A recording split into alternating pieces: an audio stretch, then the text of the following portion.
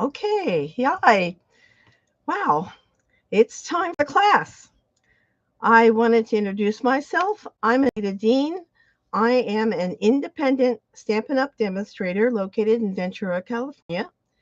I joined Stampin' Up! In 2020.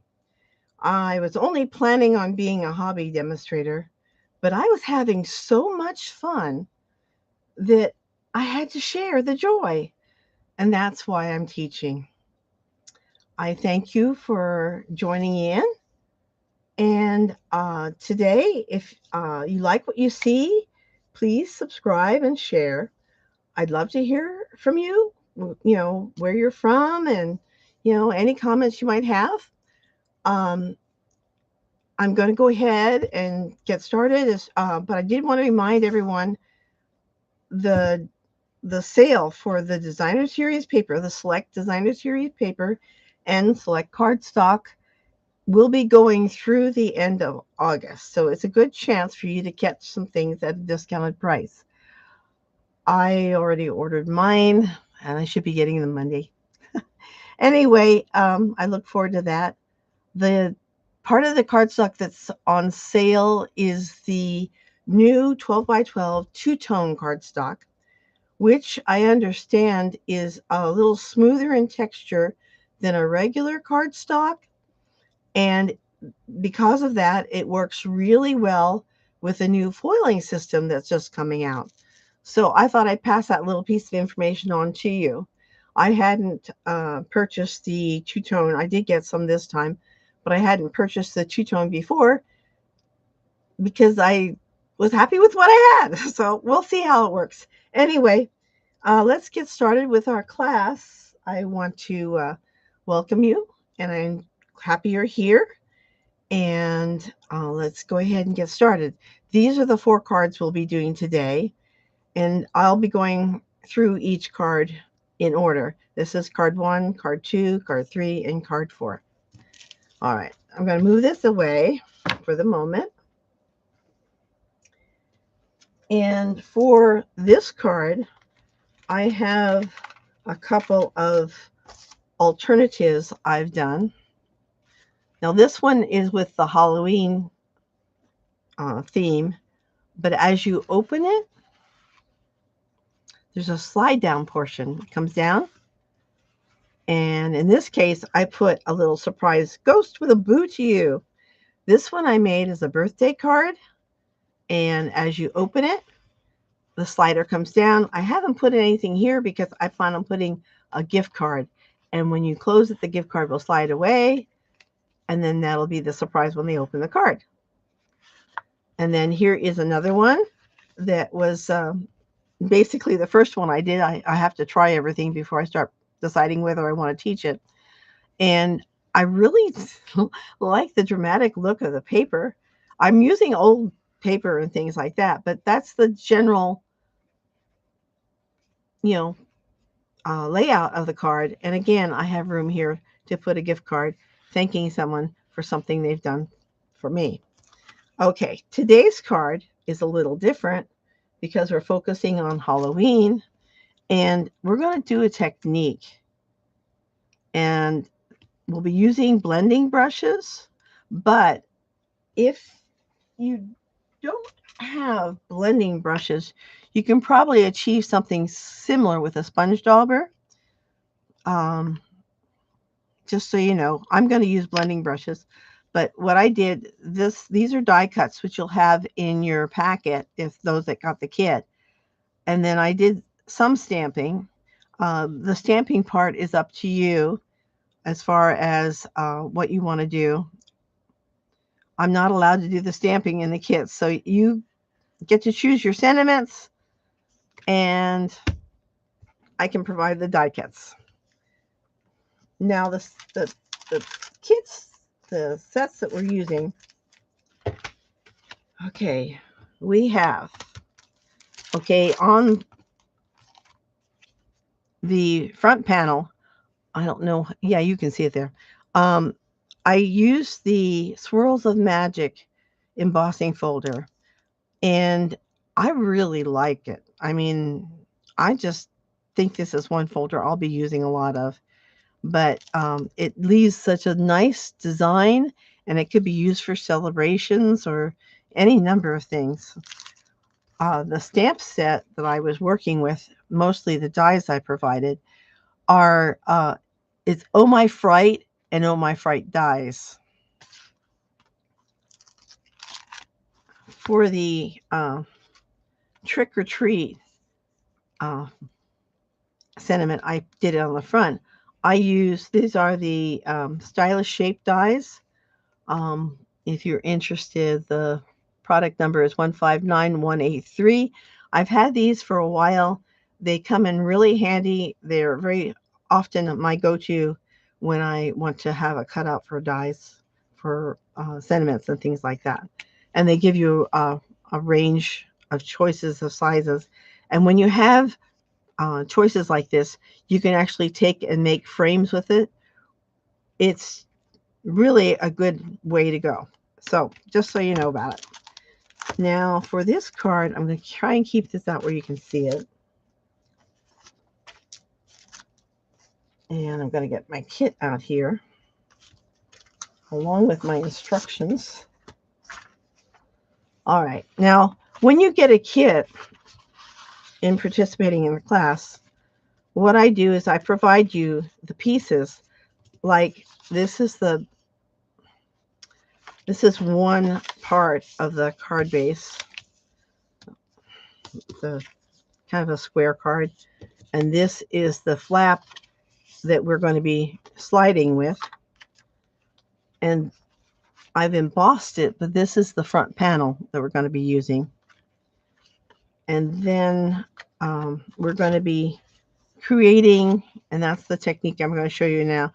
We're going to be creating the inside of the card, and then I give you the various, there you see, the die cuts to add to the card for decoration. And then I'll give you maybe a die cut for your sentiment, but it's up to you to find a sentiment to stamp on there. My hint is the fact that I showed you which set that I used for my sentiments. All right, so anyway, let's get started.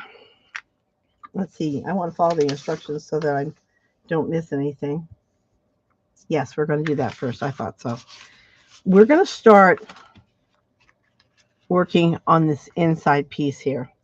The reason being that we'll be using a little bit of water and it'll need some time to dry so we can assemble the card. Oh, let's see. Get this over here. There we go. My mouse moved too far. Okay. So I'm using 2 blending brushes. Now, the colors you could choose. I chose my original one. I used pumpkin pie, but this time I have Timid Tiger out, which is very close to pumpkin pie. And what you do with the blending is you ink up your brush, and then before you go on the card itself, you kind of do a little on the side so that you don't get a blob. However, because this is a Halloween card, I don't think blobs are going to be any real problem. And then I'm going to go through starting from the edge and go across. And then I'll come back and I'll go about halfway down on this square piece of white cardstock. And if I want it darker, I go back through and I do the cautious practice on the side, and then I bring it back in and just deepen the ink color.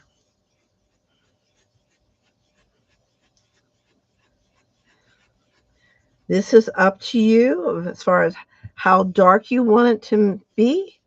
My experience for something like this is you need it fairly dark for the contrast to show up when we are doing the technique that's going to add the blotches.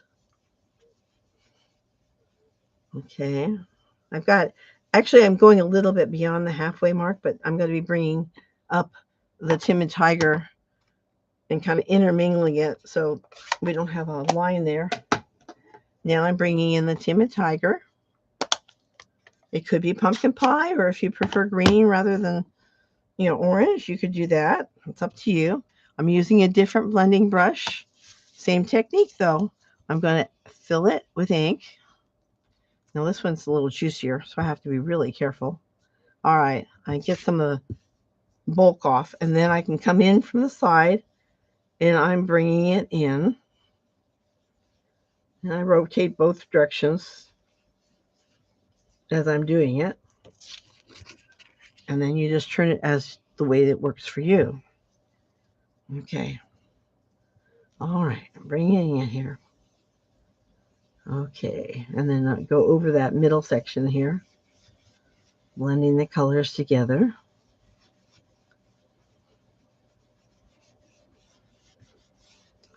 Okay, now that didn't take very long, did it? I'm going to cover this over, and now here's the fun part. I'm just using a cap of a pill bottle or whatever you have. I'm just putting a little bit of water in there. You don't need much, just a little bit. And then I'm taking a little paintbrush. Okay, I kind of tap off a lot of the excess. But what I'm going to do is I'm going to take this paintbrush. Let me get a bone folder, something hard to shake. And then I'm going to tap it. And it's going to leave little spots of water.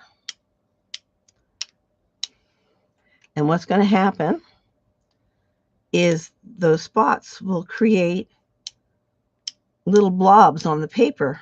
Now you can see I don't have a whole lot of control on exactly where they all fall, but the randomness is part of the beauty. You don't know what to expect.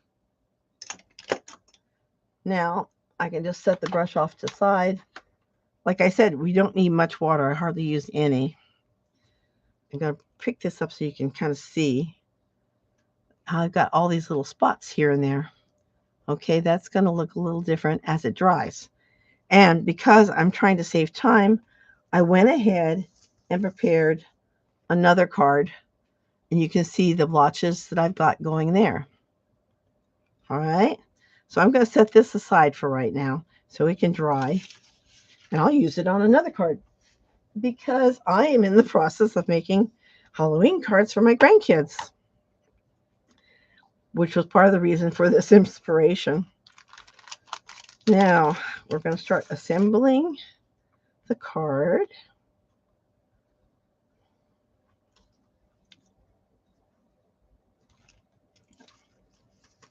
I want to get all the pieces out for me. Okay, I have the front piece that's going to be layered. We can go ahead and do that now, and it can set.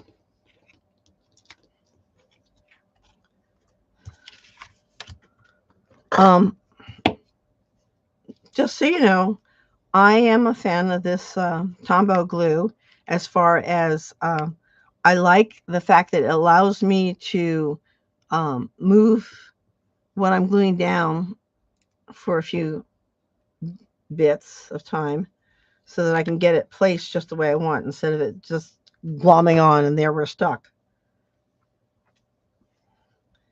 So I'm going to take this. I'm just going to kind of center it on this piece of cardstock. And that's why I like the glue, because I can adjust it as I see it needs to be done. Then once it's there, you have a choice. You can use, I'm using a tile, but you can, oh, there's a little water here. I'm going to place it over that just to hold it in place while we work on the card base. And I promptly covered over my direction. There we are. Okay. Oh, as far as this piece here that we've set aside to dry, if you want to speed things up, you can use your heat gun. All right, let's see. Then we folded the small card. Okay, you have the one longer piece that folds in half, and it becomes a square card. And then let me move this up out of the way. Okay.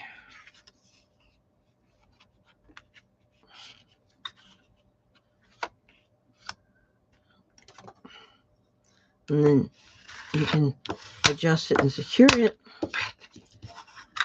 with the bone folder. Okay. And then we have, this is the front of the card. And what we're going to do is we're going to take this half card, or this small card, and we are going to glue it with the opening down here. We're going to glue it down on the bottom back of this front facing piece of cardstock. So I just wanted to show you how that was going to go. You just apply the glue. I like working with the darker cardstock because you can see the stream of glue coming out so easily. With the white, sometimes it's hard to see.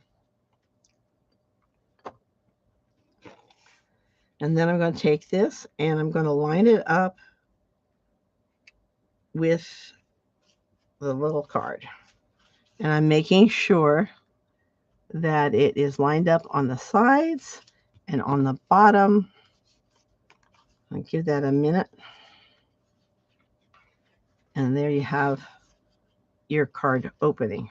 Now, what we're going to do, this is the slider portion. I'm going to take my bone folder and I'm going to work on that score line. I want it to be, you know, very flexible because it's going to be moving around.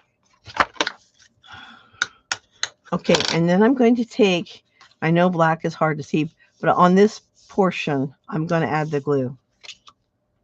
Now this piece, just so you know, and you can see it better on the white, it's not as wide as the card base itself.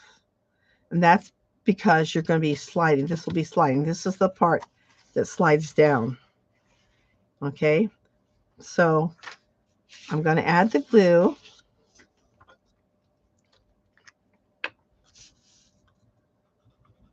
I always leave a little bit of space. I don't put my glue on the edge because as I adjust it, it moves around and I don't really want the glue to seep out beyond the edge of where I want it put. Now, this is the front of the card. The little card behind it is at the bottom. We're going to turn this over and we're going to add this slider piece right up here at the top. So like I did with the little card, I'm going to match this up at the top. But what is different is I'm going to look to see that it's evenly balanced between the two sides. And I want to make sure that it's even with the top. So, and that is the one problem with the dark cardstock is sometimes it's hard to see what you've got. And so I am double checking. Okay. I'm going to hold that for a few minutes. Not minutes, a few seconds to let it, here, out of the way here. Okay, now, while that's adhering, you have a strip, and I believe it's in the kit itself.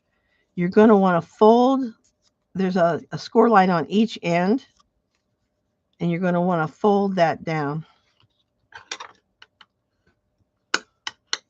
That's a 1/4 of an inch fold in there. I guess I could give you the measurements too. Those that have the kits have it on their instructions, but the embossed base, that's this part, is 5.5 by 4 1/4.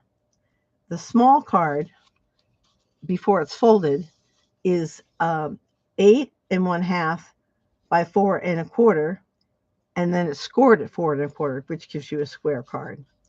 And then this, they were calling it a credit card mechanism. The piece that I've just applied here, it is 3 7/8 by 6 1/4, and it's scored at one end at 3/4 of an inch. Then the cardstock strip, which is this part here that we just folded, it is 1 inch by 4 3/4 inch. And what happens is if I fold in 1/4 of an inch on each side, it ends up being 4 1/4, which means it's going to fit right on the back here. Now what I'm doing is I'm raising this up. I'm going to add glue to those two little tab ends. I'm going to add glue there.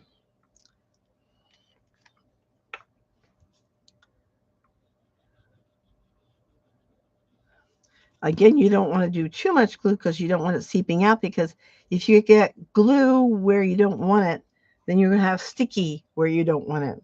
And we don't want sticky. Okay. We want it to stick where we want it to stick. And what I did was I just lined it up with the back of the little card. And I also lined it up so it was even with the bottom. Okay, and I see I have a little tiny bit of glue sticking out. I can come back later and get it, but I'm going to do it now. Better to prevent than have an accident and have something stick that shouldn't. Okay. I'm going to let that set for a bit. And then I'm going to take the credit card slider portion and I'm going to feed it through this piece. And that's the guide, so it'll slide as it's supposed to do. And I'm going to open this and show you how it's working. See how it's coming out? Okay. Now we're going back to the fun stuff. All right. This one, I'm going to close the card for a minute. Goes on the front. And I'm just going to add some glue. Now, because this is an embossed surface, it's uneven. I add extra glue so it has good adhesion. So sometimes with embossed, I'll go and do squiggle lines, you know, hopefully reaching more area so it'll stay where it needs to stay. Again, I'm still leaving a little room on the edge so I don't accidentally have glue seep out. Now, this probably should go without saying, but if your card, your designer series paper is directional, you need to pay attention. You don't want to put your pumpkins upside down. Okay, and I'm just kind of centering it in the card itself. Now, I had that happen in one of my classes. Somebody had paper that had pictures of ducks, and they put it upside down. And when they came up and I saw it, I gasped. And they said, "Oh, it's okay. Ducks fly south in the winter." Okay. They were ready. They knew. Okay. Now for the trick or treat, let me get my little bitty out. Okay, these are my die cuts.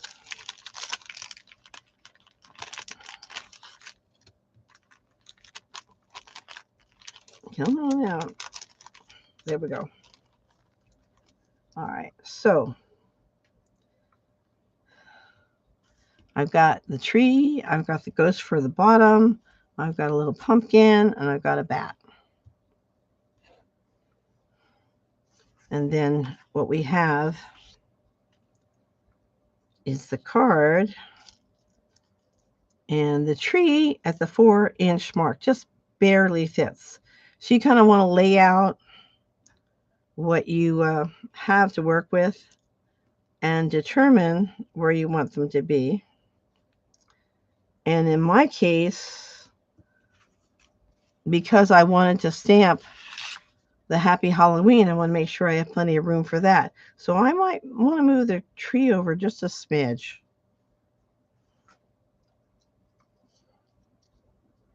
Okay, that gives me room for the Happy Halloween. All right, now, this isn't, how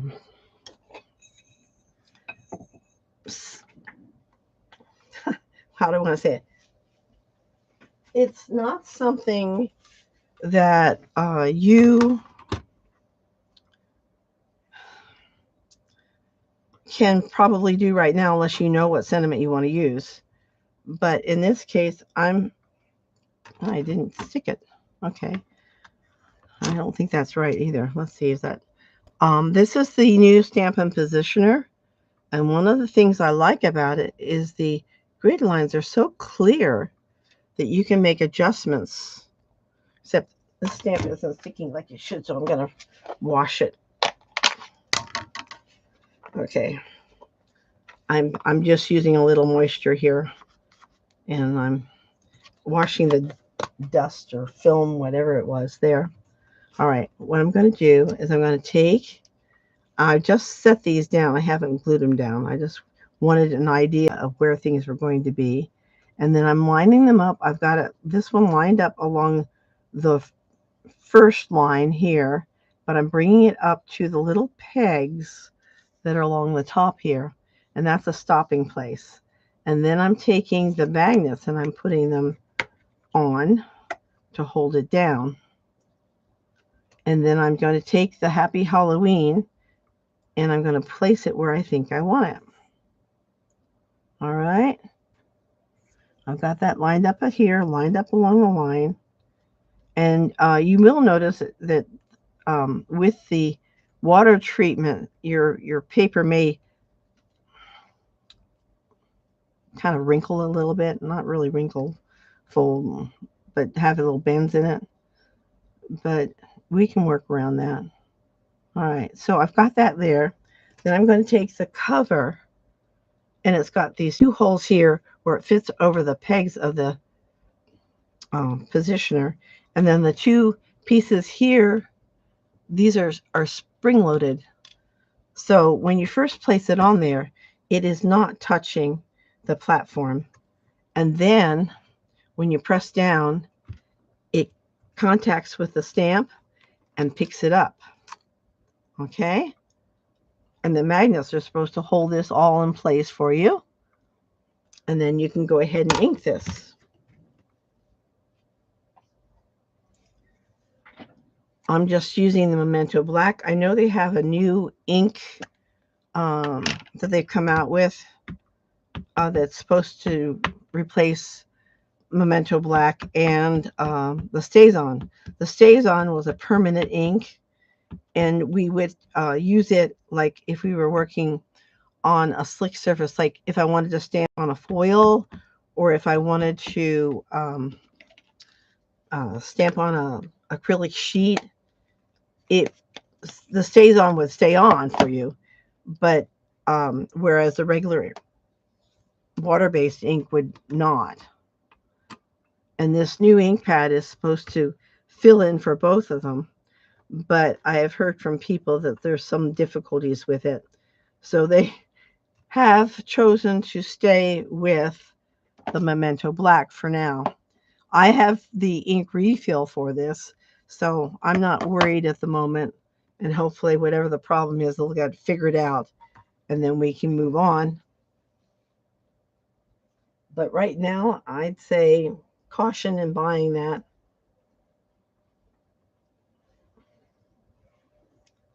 I'm going to go ahead and clean my stamp. I find it's good practice to do that because, believe me, it's so easy to get ink when you're not expecting it. And even if I set it aside, I might forget what's there and accidentally set something down on it. It's just like making sure you close the ink pads when you're done. Less chance for, oops. Now I can take this one off because I'm done with it. And I can put it back in. Well, I'm just going to set it over here for right now, but I'm going to put back in my kit so it's there when I want it. And then this I can remove. Okay, we got the Happy Halloween stamped. And then I'm going to add this back together and put this aside.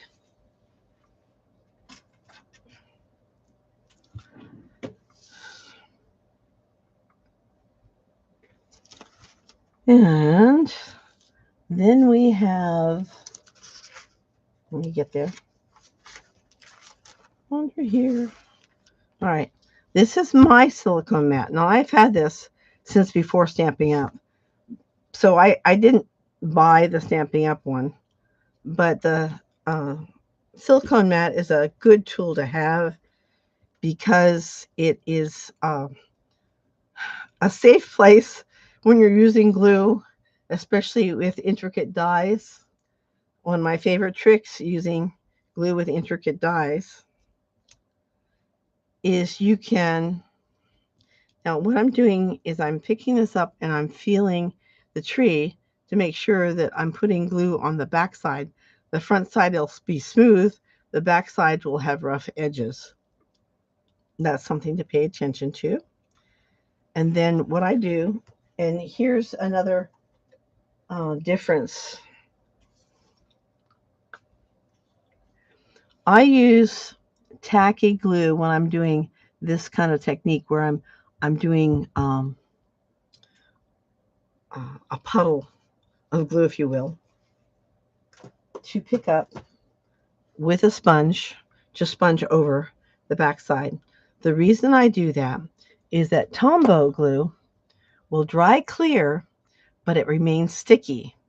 And that can work in your favor if you want to make little sticky dots on the back of something. You can do that. For example, if I wanted to do that with this, I could put some sticky dots here, let it dry, and then I could apply it.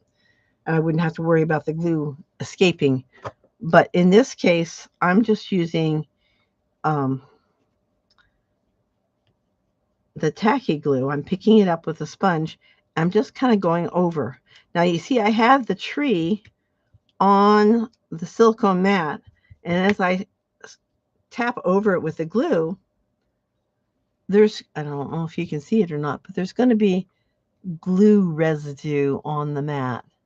Well, the thing with a silicone mat is that the glue will peel off. Things don't stick to it. So, okay, and then I'm going to take and I'm going to put my tree on. I'm lining it up with the bottom and then bringing it forward and patting it down. Now we have another option. This is a fine tip bottle that you can purchase on Amazon. I filled it with the Tombow glue because that's the glue I use most often. And because it's such a fine tip, and I'm going to use this to show you, it's easier to control when you've got small things. Like I'm using this dark cardstock so it'll show, but I can just tap it to make sure the glue is coming out. There it goes. Can you see that? All right. And then I'm ready to add it to my little figurines. And I'm going to use my reverse tweezers because it's nice and small and it lets me add the glue where I want without adding too much. And then I can just put the bat in where I want it. And then the pumpkin, I just add some glue. And generally you don't need a whole lot of glue. I haven't had too much trouble with this as far as holding. And then I just add my pumpkin where I want it. And using the reverse tweezers helps me see the placement before I actually press it down. Okay, so then we have the inside part of our card done. Let's work on the trick or treat. That would be this one. Okay, again, I'm going to use black. And because this is a photopolymer stamp, it doesn't have the cushion that rubber stamps have. They suggest you use a foam mat to get a better stamp. So that's what I'm bringing out here is a foam mat. And then I'm just going to line this up. I'm going to bring it a little closer to me so I can see better. Okay. I'll line it up. And it just fits. Okay. So then we have our sentiment for the front. Again, I'm cleaning. In this case, I'm using my little chamois that I keep in a little case. It's really handy, and then when it gets too inky, I wash it out and keep going. Okay, that's one. And then we have this here that we're going to want to do, but let's get this open. All right, now I had made these up in case. Yeah. I'm going to move this out of the way because there's still glue on it. I'm going to use my white embossing powder. And embossing powder can be tricky, and it wants to stick to things. And if you have like oil on your fingers or whatever, it might choose to stick to that. So you end up with little pieces of embossing powder not necessarily where you want them. So that's why we use the embossing buddy. It kind of negates the other attractions and it leaves a blank surface for you to for you to do your stamping. Now I'm going to stamp this off to the right because I'm going to put the little ghost on the other side. But I did the little embossing buddy, and then I have the stamp that came from the set.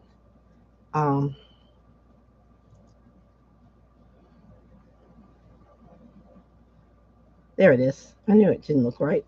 Okay, it says Boo to You. I'm just adding the Versamark ink, which is a sticky ink.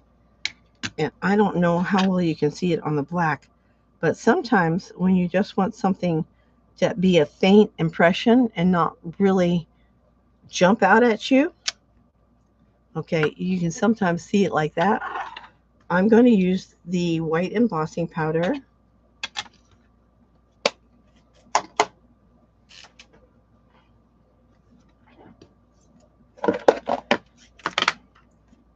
And I'm going to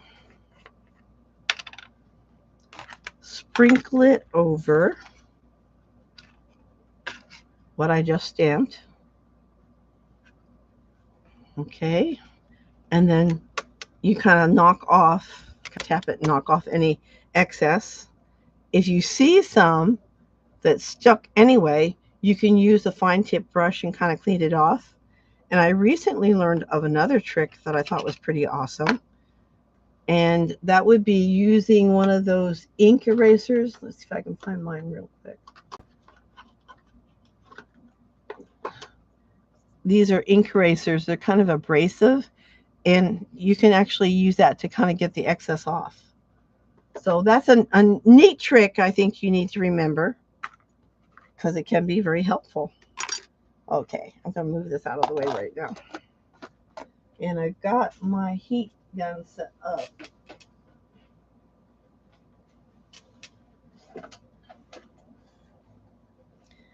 Now, because I have a big piece to hold on to,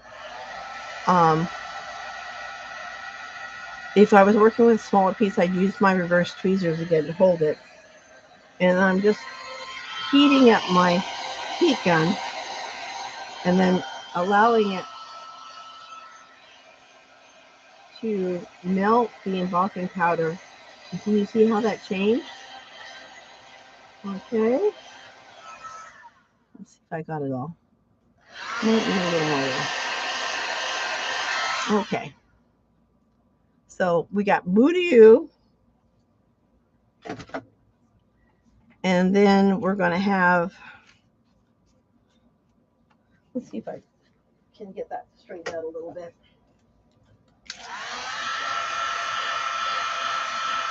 There it goes. A little bit better. There it slips out. Okay. And then I can add the little ghost onto here as well. I'm not going to use dimensionals because I don't want it too thick. I want it to be able to slide. So I'm just adding some dots of glue on the ghost to hold it in place. And then I usually go with my reverse tweezers to place things so that I like it. That way I have less chance of the glue smearing.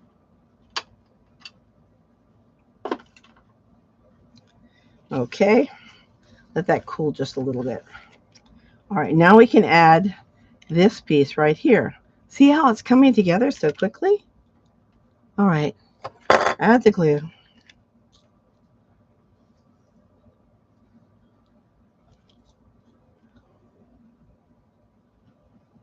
Now, I found in doing this that really, once you know what you're doing and the puzzlement of how it fits together is past, it really goes pretty darn fast.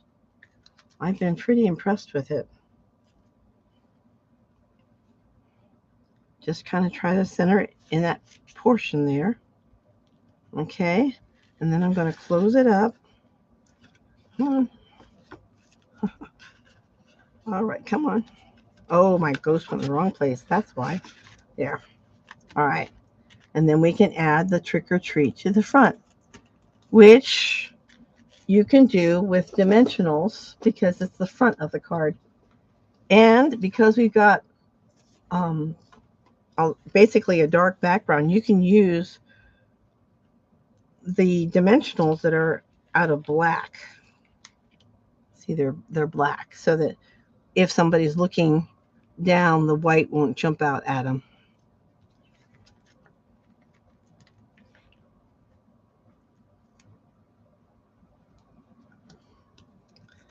And then I remove the protective covering.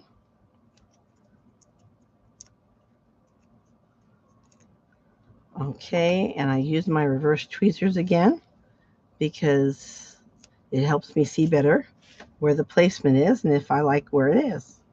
And I want to kind of center it. And there we go. Now we have our card, Trick or Treat. And then you open it up. And then you have your inside. In this case, we have an inside with a message.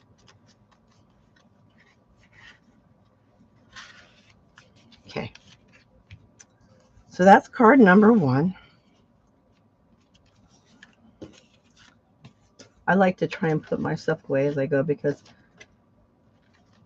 I want to be able to find it the next time I need it. Okay, so that's card number 1. All right, let's move this stuff out of the way.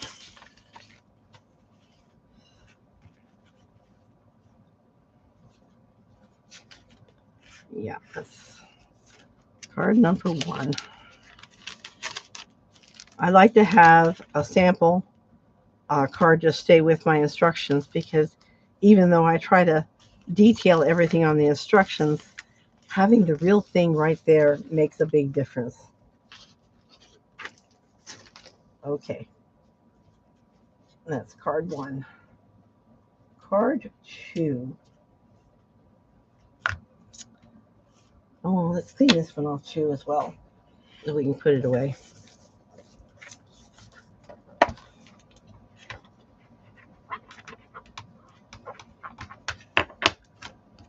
Okay.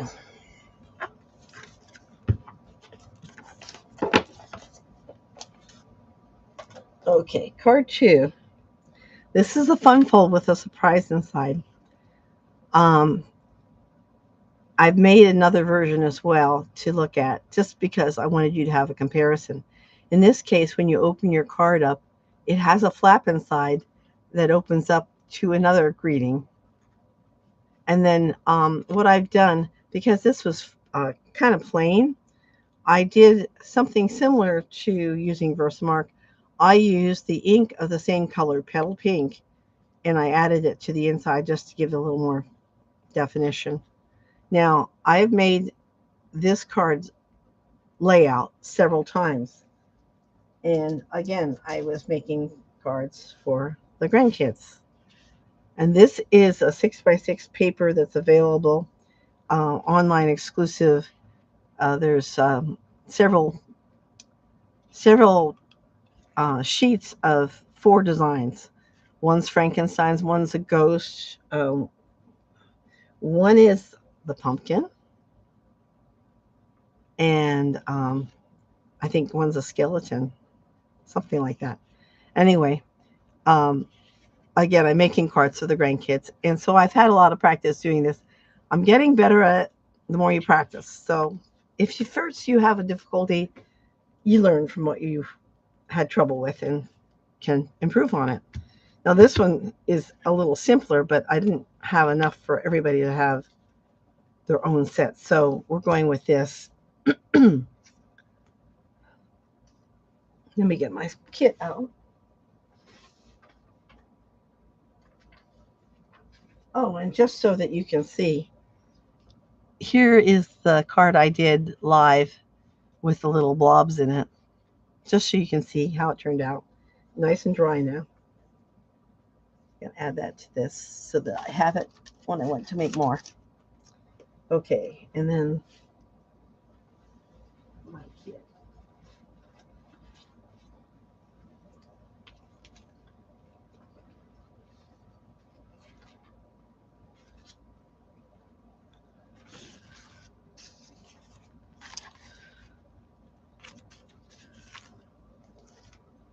Now I'm going to be a little more specific on this particular card because there were several layers, little pieces. In your kit, I have a little grouping that's labeled under flap, and that's the part that goes under here. And this one is the lifting flap, which is this part here, just to help you know to keep it separated. Now, if you wanted to go ahead and do your sentiments on them, that's a good time is now to have that done.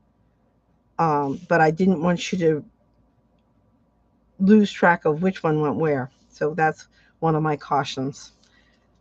The main focal point of this particular card is this plain looking strip of cardstock that has a score line at the half-inch mark. And if you look closely, you'll see a mark and a mark.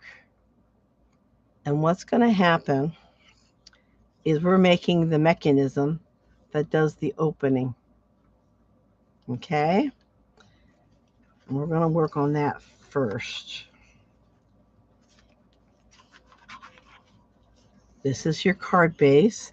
It's 8.5 by 5.5 and scored at 4 1/4.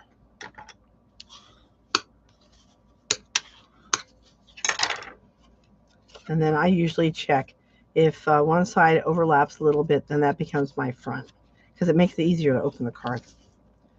Okay. Now, let's see. The sentiments I was going to use. We're done with that one too. Okay. Sentiments I was going to use. The kit I used. All right. You'll notice with the kit, you'll have an embossed piece of white cardstock and then a couple layers that'll go on top that will create the focal point. The embossed cardstock was embossed with the joined together embossing folder, which was part of the Kintsugi set. The set I'm using, it's called Inspiring Imperfections, and it's focused on the Japanese craft of kintsugi, or if I'm even saying it right, repairing things using gold veins that basically something was too valuable to just toss, so they repaired it. And then your imperfections actually add more beauty, kind of thing. So, and then I also use those phrase and frames for the sentiments. And the sentiments I'm going to use for the inside, I have two. I chose, you choose what you like. I chose the May Your Day Be Filled with Happy Love and Happiness, and that would go in the underneath flap. And the one above says Happiest Birthday Wishes, which I think that's this one here. Yeah. Happiest Birthday Wishes. Okay. Now I'm going to be using Misty Moonlight ink because that's featured on the paper.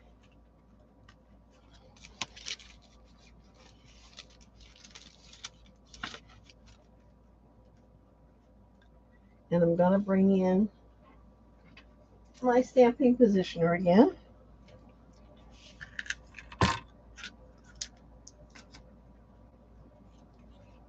All right. Now for the under flap, I'm pulling the piece out.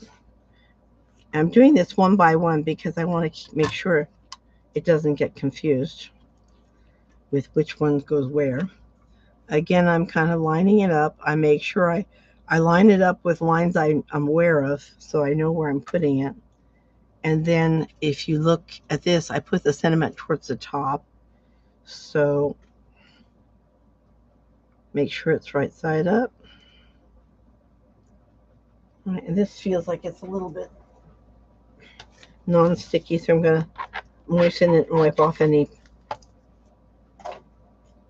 barrier there.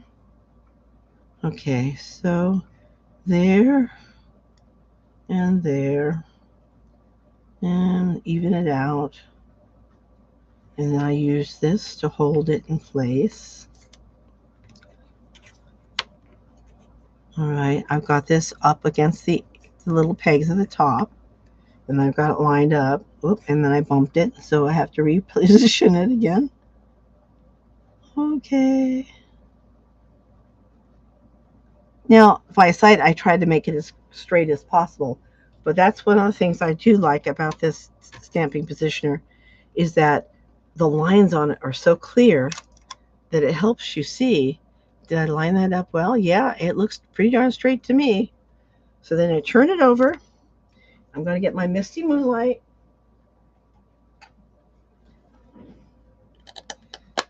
I'm going to ink it up.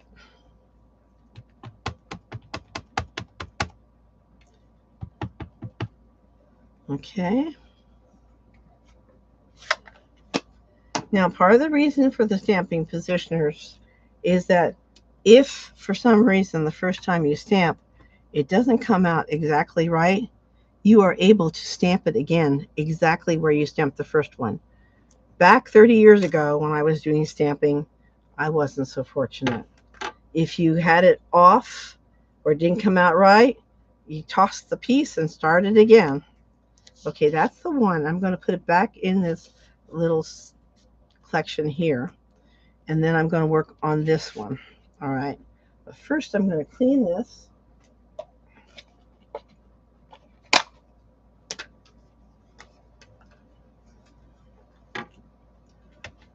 Okay.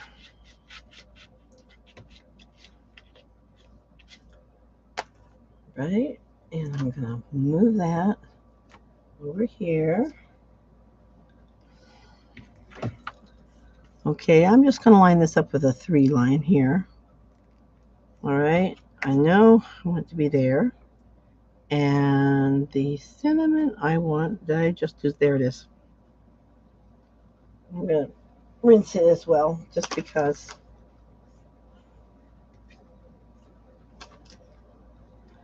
Okay, happiest birthday wishes.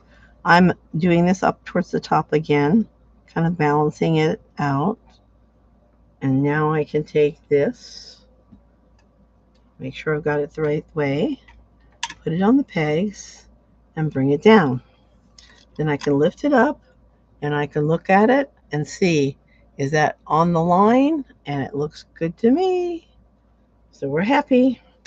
So we will then, wait a minute, gotta be careful. Oh, I moved it.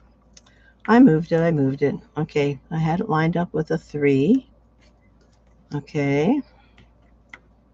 And I'm gonna see if I want the magnet close but not to interfere. And that looks like it'll be fine. Okay. And then I'm going to use the Misty Moonlight again.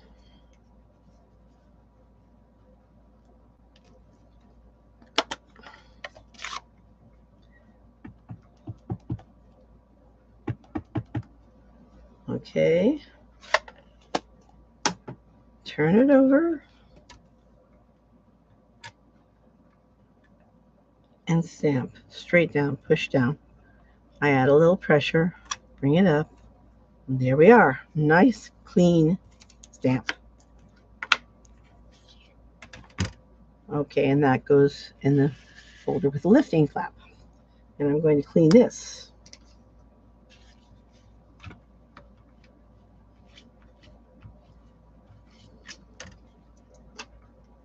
All right. Move that over.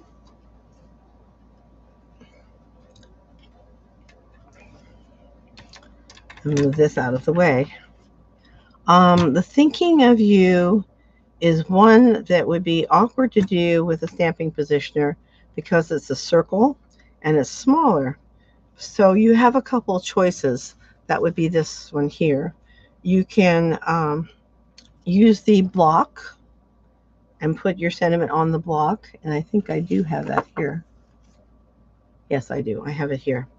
Use the block and put it on the block and then line it up and stamp it. You're going to be doing the white embossing again and with the Versamart ink. So, but next we're gonna, well, we can do that now, I guess, while we're busy stamping. I'm gonna move this. Let's see if I can find a spot for it to sit. Okay. Move this. Okay, in the kit I should have, I've got it buried over here. I should have a little blue circle. This one's already stamped. If I can't find the other one, I guess I'll use it, but there it is, I think. Here it is. Now I put it, when I'm doing the kit, I put the little pieces in a folder because it's too easy to lose little pieces. So I try to keep them together. Okay, now thinking of you. Okay, these two are ready to go. I'm going to need this. Now remember what I said about the embossing buddy? And because it's such a small surface,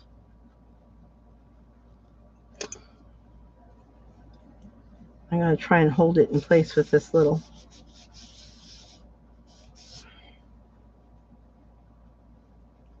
reverse tweezer. Here's my Versamart ink. I'm going to stamp it.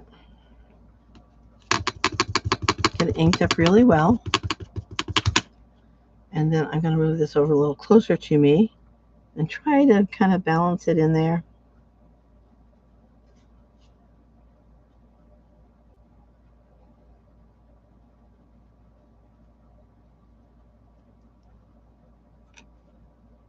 Okay.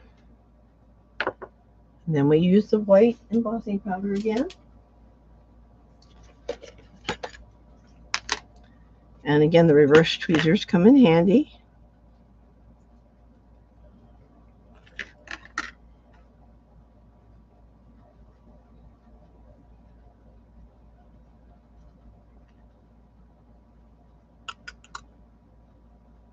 Okay, I see a spot where a little bit of the, I'm trying to find a fine point, a little bit of the embossing powder. I don't know if you can see it right down here. It's a little bit, moved it over.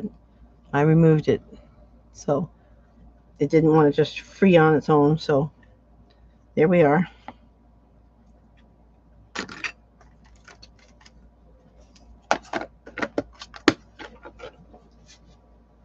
heat gun out again.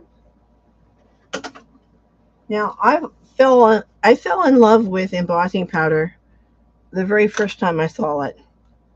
And that was a long time back 30 years ago.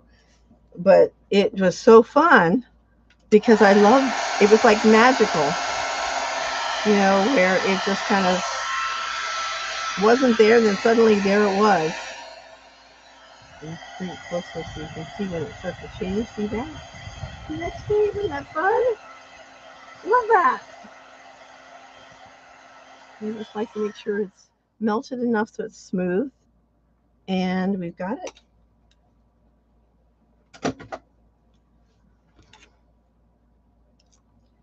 Okay. So that one will go on this little gold die cut circle that I did for you. And I want my glue.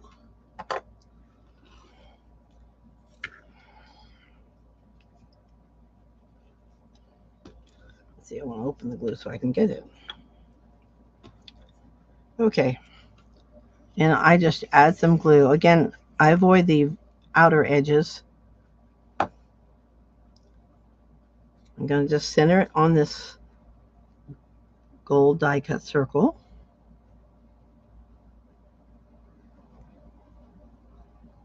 And I'm going to use the weight to keep it in place while I pack up my Versamark and keep it out of harm's way. And I think that's all we're doing embossing today, so the heat embossing anyway. And I put this stuff where I can find it when I'm ready for it next time. Okay.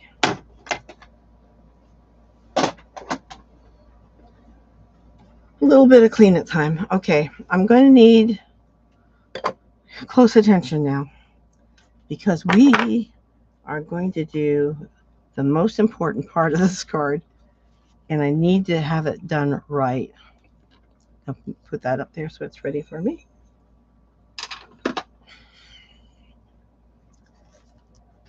Close this lid here.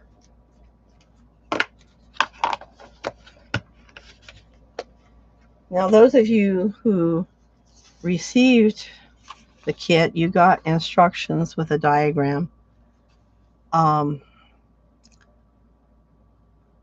I had to include the diagram because I couldn't figure out how to verbally write instructions that were clear enough for you to understand what you're doing. Okay, so we have this piece, this mechanism. It's 1.5 inches by 4 3/8 inches. Okay. Now, I pointed out the dot. That dot is at, let's see. I've already scored this for you. That part's done. The dot is within that score line. And it is marked at the 3/4 inch. And this bottom one down at the bottom here, it is marked at the 1 3/4 inch. And what we're going to do with our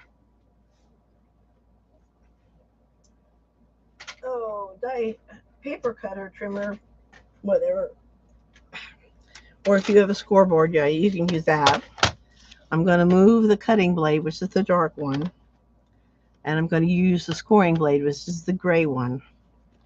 And I'm going to line this up. The first line I do, I've got to get this mark like in the center of the track, and this mark also in the center of the track. So you want that edge there and want this one here.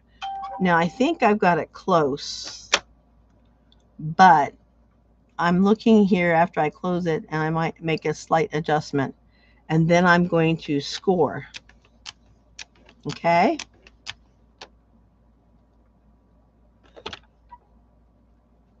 Now, the next one, we're going to go through that same dot at the in the 2 or the half-inch score line, and the corner is on the track. So I'm centering them both again on the track, but I'm going this way.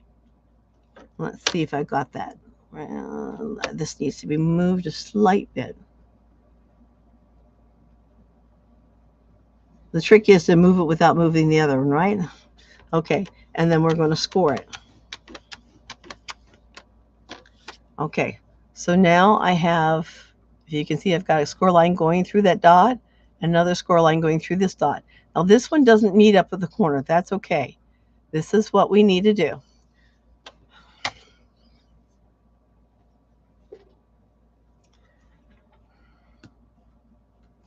Next, we're going to take our trimming scissors, and we are going to take and we are going to cut along the half-inch score line to that dot, or yeah, half-inch, just to the dot, and then this part here along this score line again to the dot.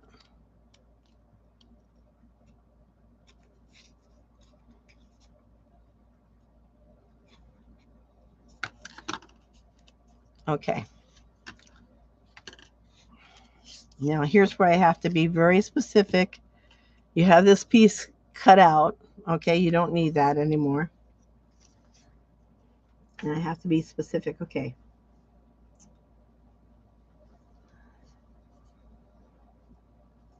All right. Once the section's cut out, you're gonna the first top score line, which the half-inch, is going to be a mountain fold. You're folding it away from yourself. Okay?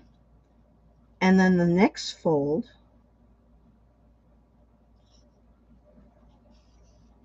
okay, this is the one that connected the 2 pencil marks. You're going to fold up towards you. That's a valley fold. Okay? And then the last one, I'm just double checking, but I'm pretty sure. Last triangular section, you're going to fold down towards you. Okay? So this is a mountain fold. This is a valley fold. This is a mountain fold. We started with a mountain fold. We did a valley fold, and then we did a mountain fold. Okay? That is your mechanism.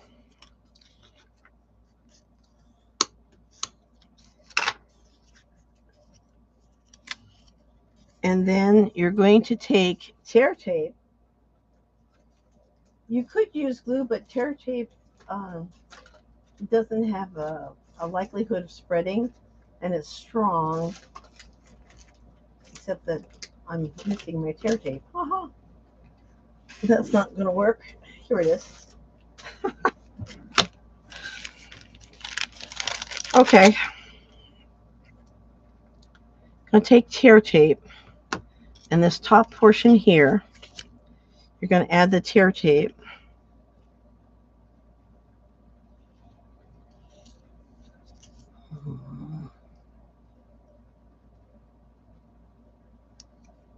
And I want more closer over here. Okay. There's your tear tape. Tear off. Oof. It's so strong. It wants to tear the paper too. Okay. So, you got your tear tape down there. Burnish it well. All right. And that's what you're going to use to apply the mechanism to the inside of the card.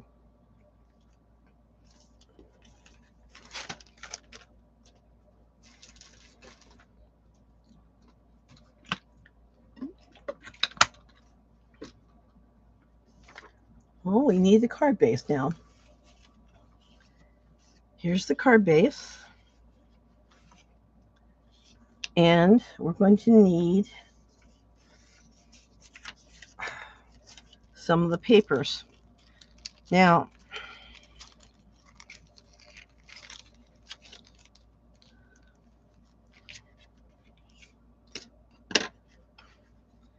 if you'll see, I have a couple, whoops, too far up.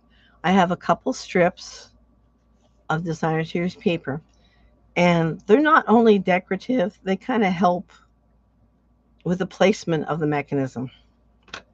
And that's what we're going to do right now. We're going to use one of these two strips for the placement of the mechanism. And what I'm going to do is I'm going to add glue to the back side.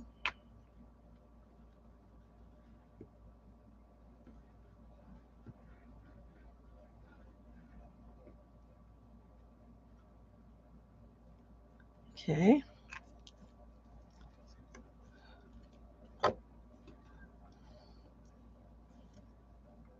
Then as I place this, I want it to kind of have an 1/8 of an inch top, bottom, and sides. Okay. Top, bottom, and sides. 1/8 of an inch. Okay. And that gives us the guide for the placement of the mechanism. Let's tear this little piece off. Okay. So what we're going to do, I haven't taken the protective covering off yet. I'm visualizing what's going on, and I hope you can see this. Let's see. I'm bringing this edge with a folded paper, the folded side down, up to the edge of the designer series paper that we just placed. When I fold it, I want to make sure that this point is within that side of the card. You can't have it extend past that because it would prevent you from holding the card. That would be a problem.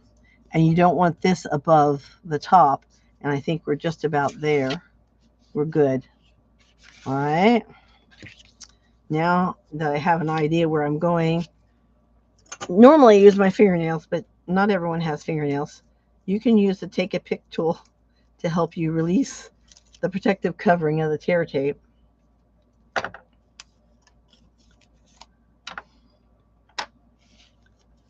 Okay, so again, I'm coming to the edge of the designer series paper, and I'm coming in a little bit so that when it's folded, that point is just within this side of the card. Okay.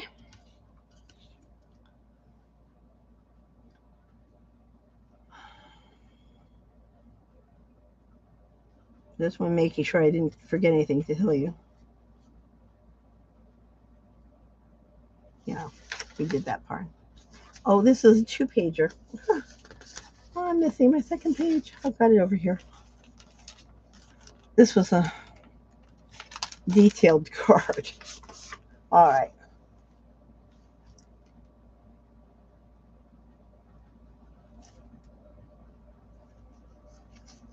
All right, so now what we will eventually do is we will be adding adhesive to this triangle, and we'll close the card on top of it to adhere it, and that would give us our lift mechanism. But it's easier to work on this before we get to that. Now what I'm going to do is I'm going to go ahead and add this bottom piece here. Let's see. Yeah. The bottom piece here, same as the other, about an 1/8 inch bottom and sides. Okay.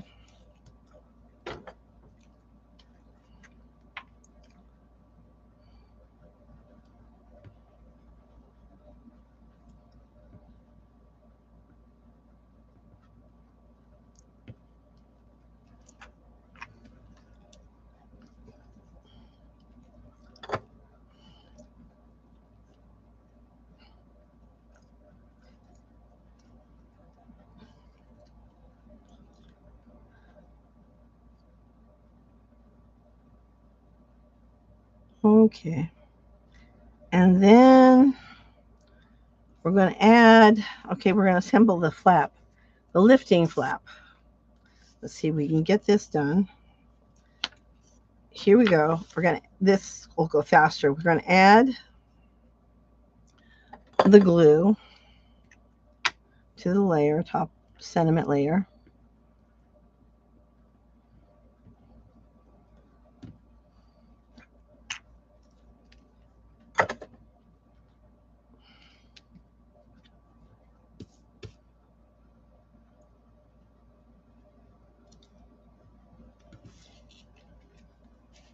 Okay, and what I'm doing is I'm just kind of making sure it's even on all edge.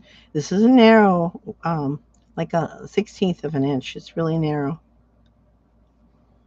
Okay, and then this part is going to go on here. All right, so I'm only going to be putting glue right in this section here.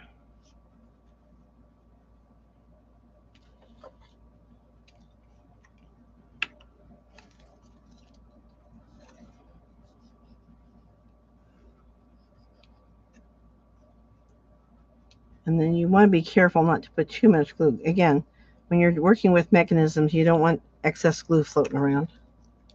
And if you do have a problem with a little bit too much, you can take a piece of scrap cardstock that you may have, like in this case, I cut off from the mechanism and just kind of smooth it out a little.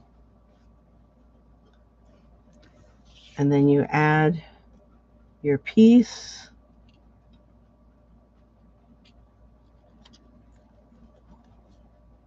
Wind up with the top and even on the side. And then you're ready to add this piece here.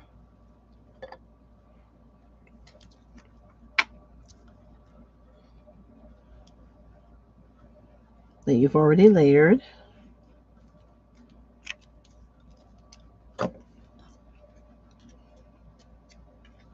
And center it inside the lifting flap. I'm just moving it back over here so I can see better. Okay. And then we're going to work on the bottom, which is really super simple because you've already done your stamping. You just add the two pieces together.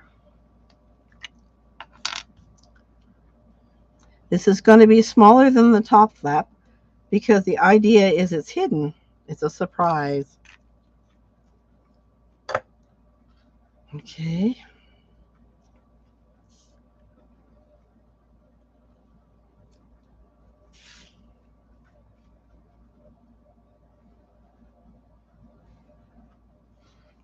I like my white background here because it helps me see more clearly where things are. Okay, and then I'm going to want to put this underneath the flap.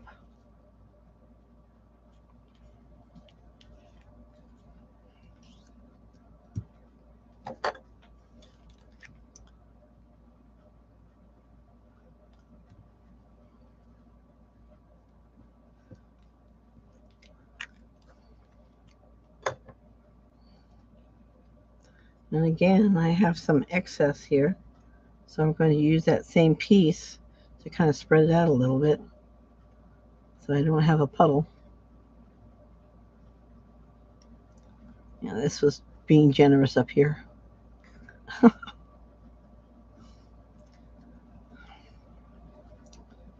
Okay, you want to make sure it's underneath and it was hidden by the flap. All right, one more piece. This is the piece that kind of matches the front piece. And that's going to go here.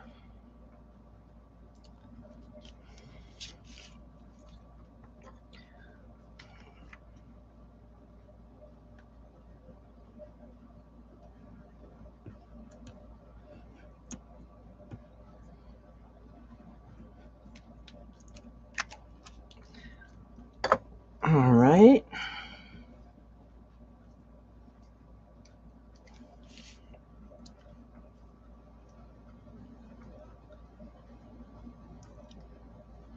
Okay, over a little tiny bit there.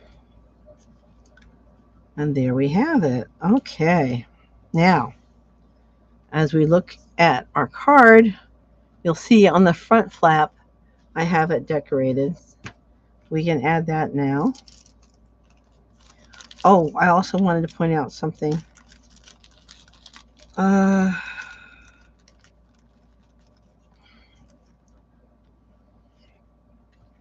When I did the flower here, I had stamped my own. Now this I die cut from the paper. You may want to add a little more color to it so it stands out a little more.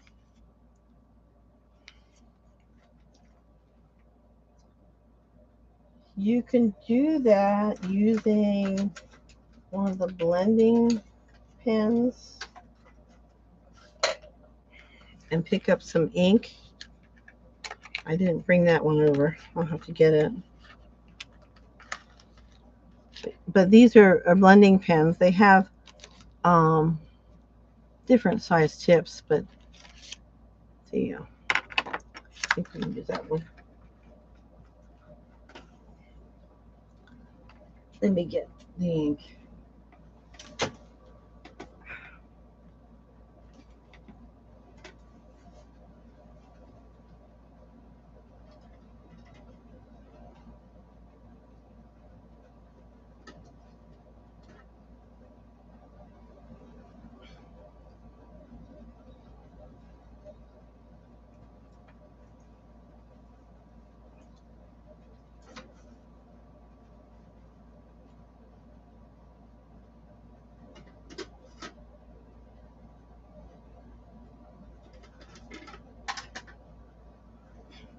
Having a little debate here. I wasn't sure which color I wanted to use. This is so pale, with its outline. I was afraid that if I just use the same color, it just looked like a blob. Let me see.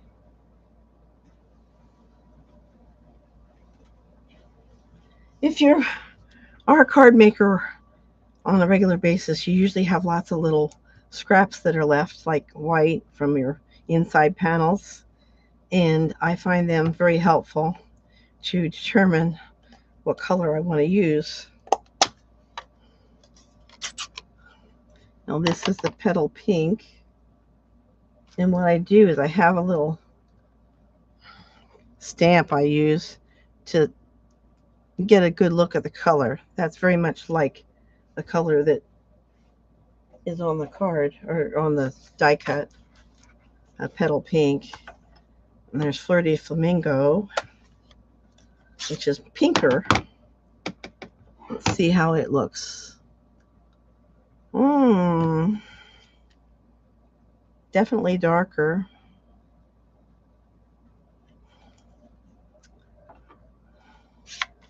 And Calypso Coral is a little bit different.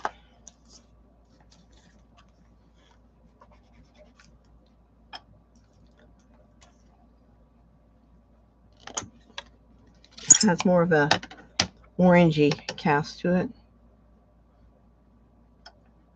I think that's too dark.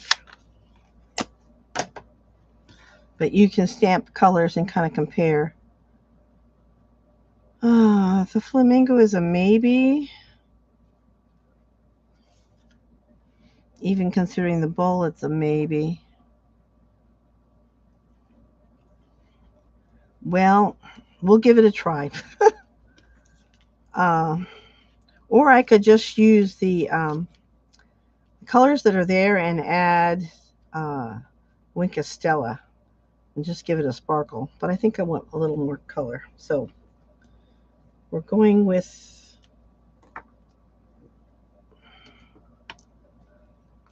not petal pink because it's too pale. Fleur de Flamingo.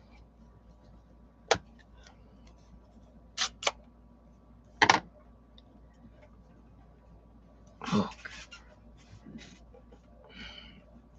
And what I usually do is it's got a liquid in there. See, now I'm picking up the color. And the color itself, when you first pick it up, is darker and then it fades lighter. And I'm just going over following the petal lines.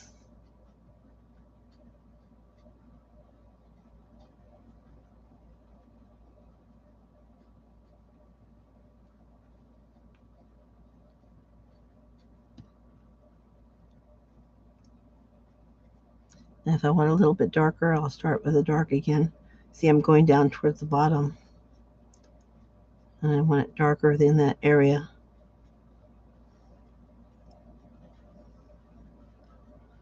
Just gives a little more depth.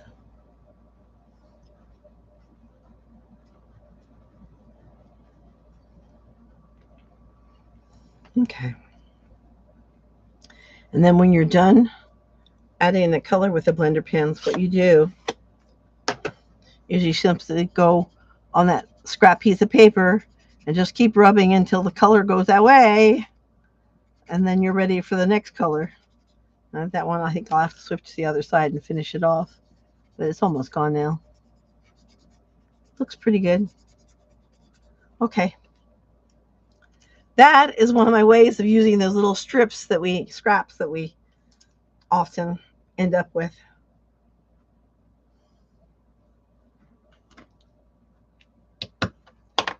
Okay, so inside I had the bowl placed, and then I'm going to add the flower. Now, you can just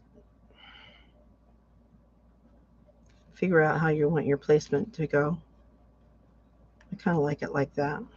Okay, so we start with a bowl. Add a little bit of glue. Again, no dimensionals because it's inside the card. You don't want your card to get too fat. Post office is getting picky about fat cards. Yeah. And then where did I put it?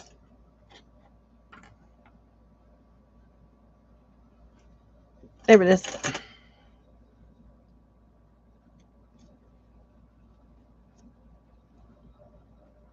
Okay, I'll put you up here. And then you get the glue. Actually, with this one, I might use my fine tip again, because I have this fine little stem here. And then I just add along the edges.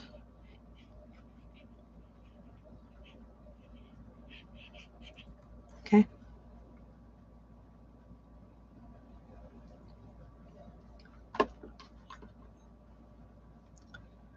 And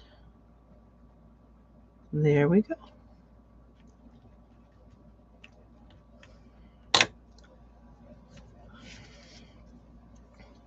So the inside, we've taken care of the under flap, which is down here. We've taken care of the flap itself, lifting flap there. And then we are ready to add the glue and work on the front. Now what I'm going to do before I add the glue again is I'm going to work on the front, because I can lay it out flat. Once I have that mechanism, I don't think I'll be able to lay it out flat. So I'm taking the embossed piece and I'm putting it down first. I'm going to center it. Remember, this is a, because it's embossed, it's got a lot of up and down, so it doesn't have the constant contact. So what I'm doing is I am doing a squiggly line. I'm adding more glue than I normally would, just so I have good contact. I'm still using the glue because I can still adjust it as needed into the position I want it in. Again, we're going about 1/8 of an inch top bottom side.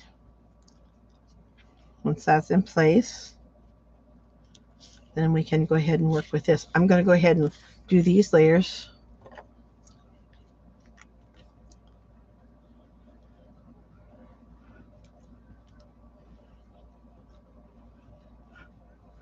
Okay.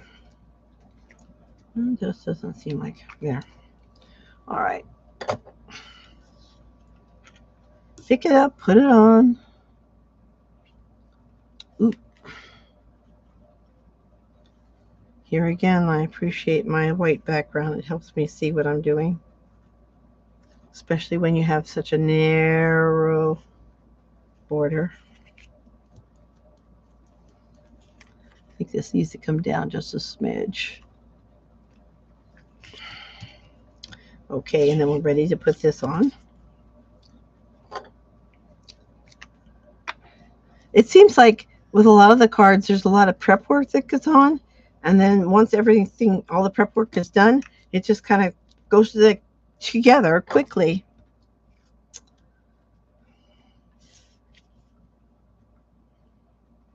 I want this centered.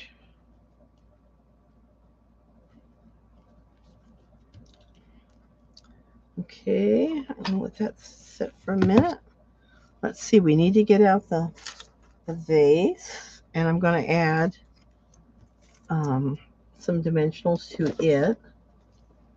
And I want my white dimensionals because we're working with a lighter color surface.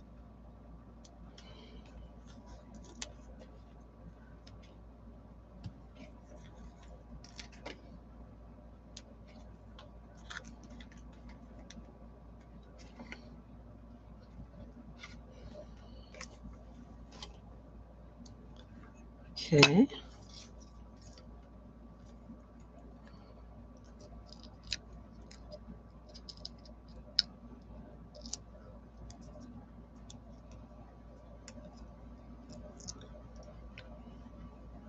Here we go. All right, I have it down towards the bottom. All right, and then we're ready for this. Also popped up on dimensionals.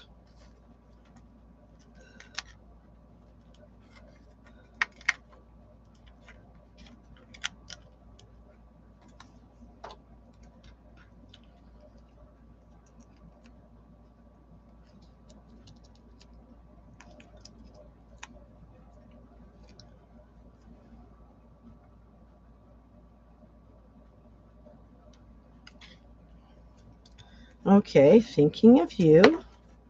And now comes the magic. I am going to use the liquid glue. Some people have used the glue dots. It's up to you how you want to approach it. My experience has been that the glue dots don't hold as well as I would like, but the glue, not being overly generous, but still coming closer to the edge than I usually do. But I'm doing sparingly because I don't want it to seep out. Okay, I've got the glue on the edge, and then I'm holding it down while I'm closing the card, and I'm pressing on that corner.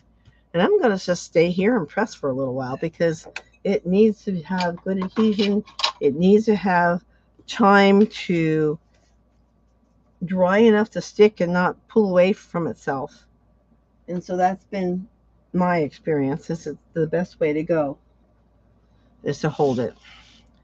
I'm expecting this one to work even better than that one. I'm claiming my experience working with these guys as the reason why it works so well. It's because I tried and failed and tried, and oh, that's how it goes. So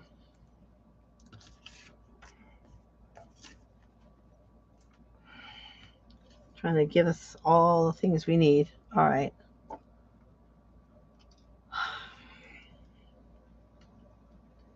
Anyway, gee, I don't see the volume very high. I hope you guys can hear me okay. That's where the messaging would have been helpful. Let's see.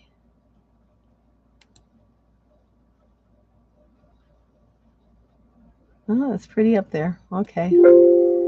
I'll put it a little bit louder if that makes a difference. Let me know. All right. And then opening it up, and it lifts. Look at that. Isn't that fun? Okay. That's card 2. Fortunately, the next cards, I think, go a little faster. That was the big one.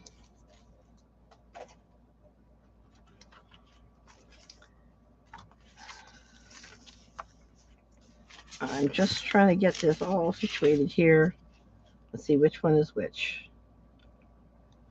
That's my good one. This is my sample. All right.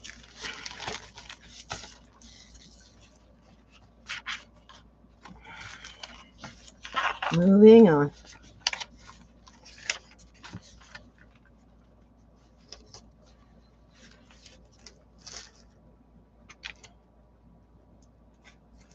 Let's see. I have this here. Yeah.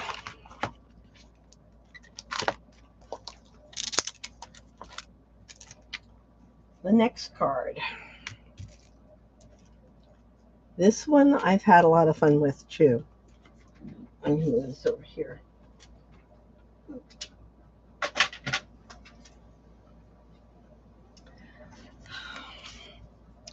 Actually, I learned of this card over a year ago, and I thought it was fascinating, but it intimidated me too. Basically, it's a slider card, and what surprised me was all the pieces that were involved. But I have since made several of the same card using different papers, just so you get an idea. This one's closest to this. I just used the real pretty paper. I don't remember, bushel of blooms or something like that. It's just such a pretty paper, and it's using the ink colors. In this case, there's the Barely Blush, and then I use the Golden Glow cardstock. And for the coloring of the flower, I stamped this. You'll get a die cut, but I stamped this one, and then I colored it with the I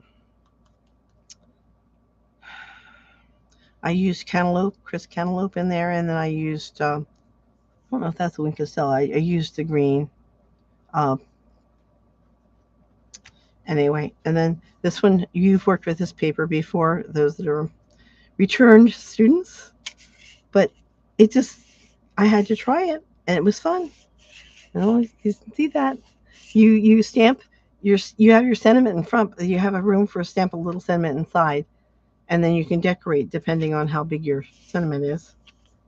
And then this one I did with some paper that I have that I've always loved this paper, and I believe it's on sale this month. So um, it was it just came together for me. I just really liked it. I don't do a lot of sympathy cards, but I really like that one. So I wanted to show you that. Just I find that if I show you other alternatives of the card, it helps you picture how it can work with what you have on hand.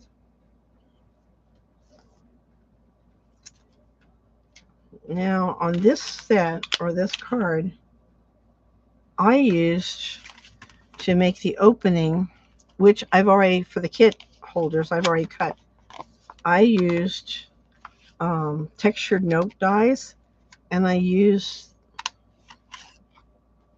the 1, 2, 3, 4th from the smallest. And I'm going to get my kit out so you can see.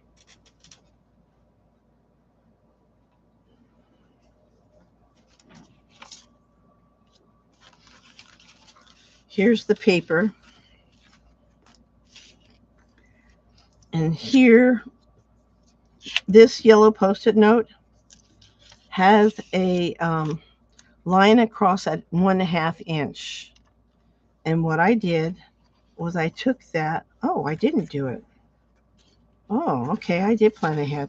All right. You'll get to see it. What I did was I lined it up along the bottom edge of the card evenly. It helps if it's even. Bottom edge, bottom edge. Okay. And then I take and I line the die up just so it touches the edge of that. And I want it balanced.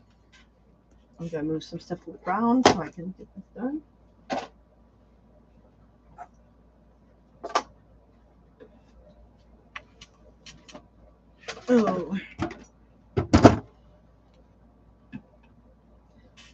going to have to move some more stuff around so I can do this so you can see.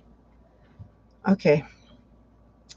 I took and I balanced it just barely at the edge of that.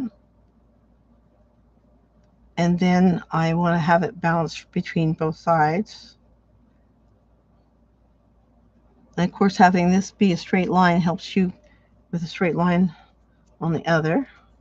And then I added some post-it note tape to hold the die in place. Now I'm going to move this.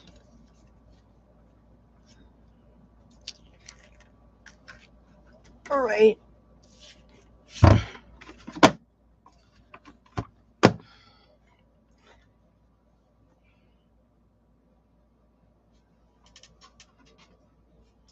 Now I'm using my cutting platform. I have my platform 1 and the die adjuster 2, and then my cutting plate 3. Now this is an old cutting plate. It's very cut. I've used it a lot. Okay. And then here comes the trick.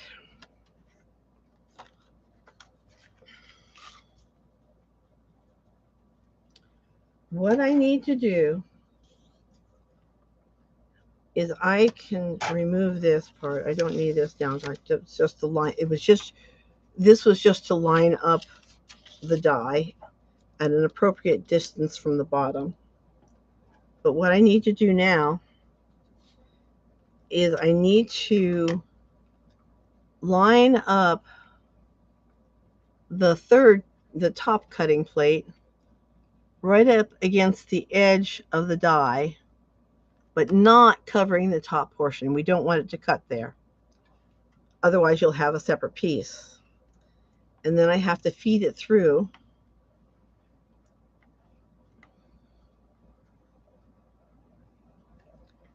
And start cutting. Oh, that's not working. Let's see what's going on here. Oh. Should I do it the other way? I think we'll do it the other way. We'll do it this way. Okay, I've turned it around. The top is now at the bottom. I'm lining this last plate up, but as I said before, I'm doing it shy of the top. Then I'm feeding it through.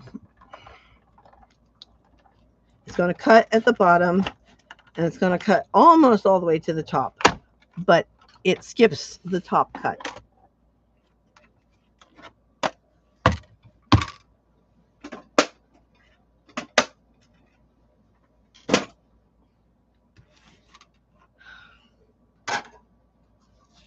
And what you end up with is you end up with a flap. Okay? I'm going to move these other pieces away.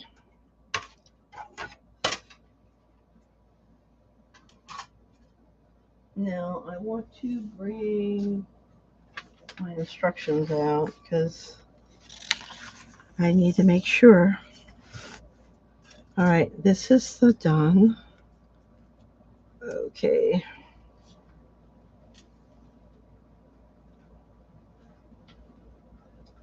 And this goes back with the dies.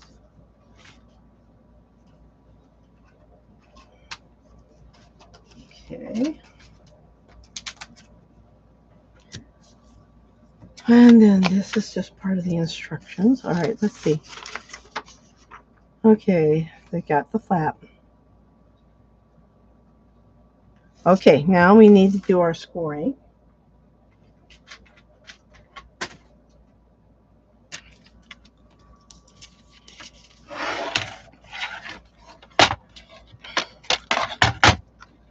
My scoring blade is the light colored one.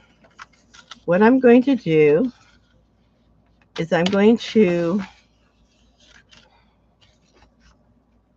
do my best to see where this ends.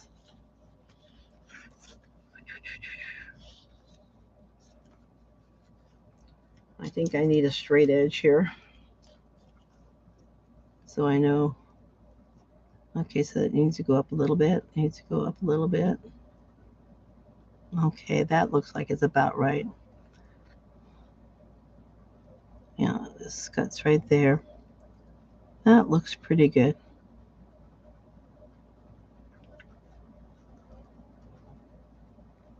Okay, and what I want to do is I want to put the score blade between the two cut portions. And there's a line on the score blade that helps you stop where you need to stop. Okay. Now I've got that scored. I'm going to be doing more scoring. Okay. So I lined it on the top where it wasn't cut.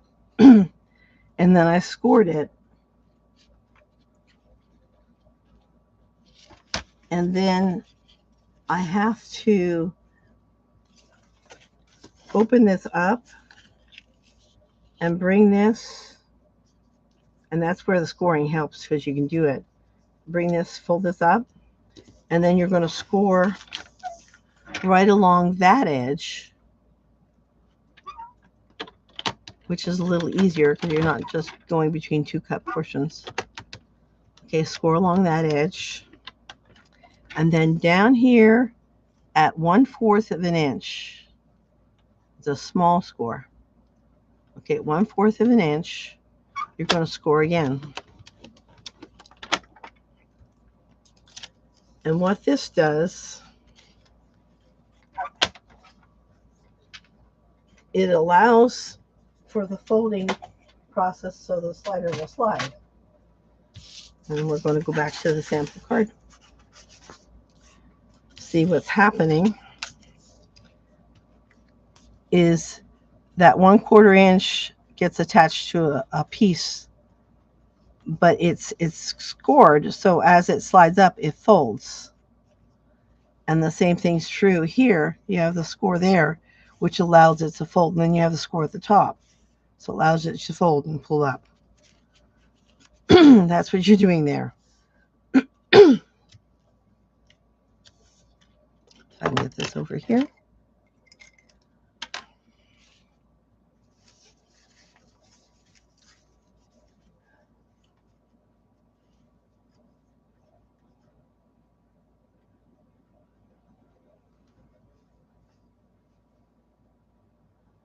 Okay, now we're ready.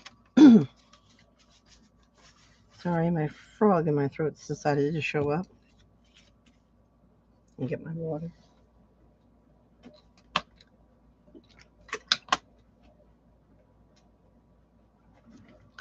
Now we're ready to hear. Well, the water didn't help. The card base, the designer series paper to the card base. That's what we're going to do right now. I think this paper is so pretty. I know this. I don't know if I think the paper's out of stock too. This is, I think, one of the papers they were offering, but it's so popular. I think it went right away. I had ordered a lot of it earlier because I just loved it so much. So I didn't really need it, but I noticed that it was out of stock at the moment. Okay, what I'm doing is I'm lining this up so it's even on all the edges.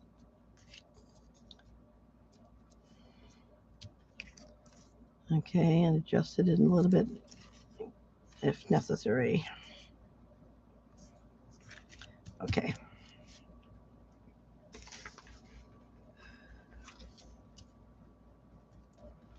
Okay. Now, what we're going to do,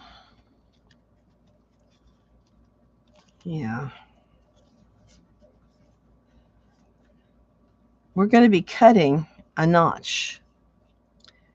And we'll have the slider portion coming in here. But the notch is used to kind of help with that. So, it's too small. Let me get it.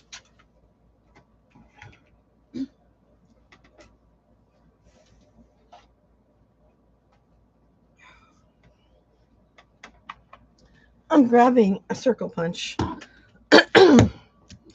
and I am going to kind of mark the center. This is the center of the DSP is like 4 inches. So with the 2-inch, I'll get a pencil and mark. Kind of gives me a guide because I want to kind of center this. I can see that. All right. And you want to go down maybe 5/8 of an inch.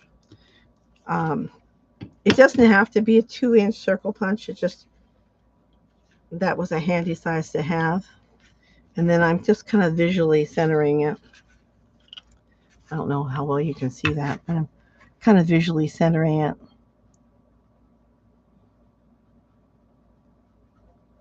And I'm trying to make sure it's even on both sides at the same time. Now, the problem is you're going through several layers. So you have to use a little pressure. And now you have your notch.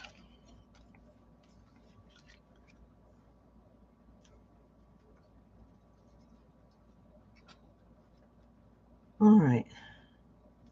Now we have our pieces.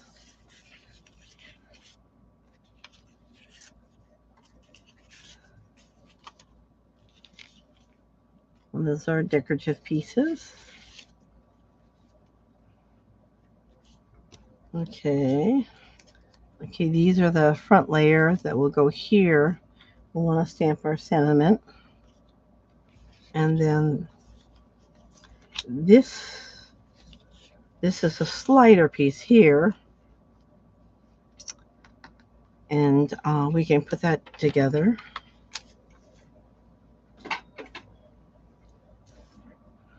And then this will be the sentiment piece that goes in the bottom. So we'll do that one probably first.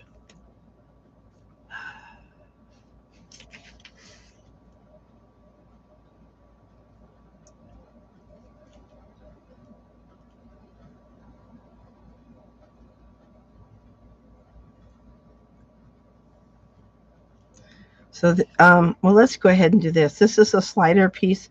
This is the piece that will be coming up, this piece right here. So we're going to go ahead and adhere that so it's done.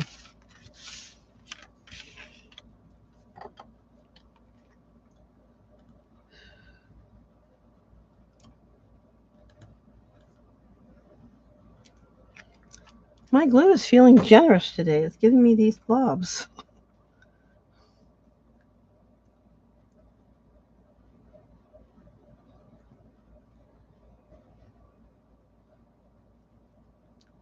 Okay.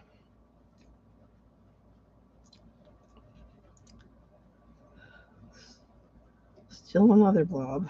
Joop.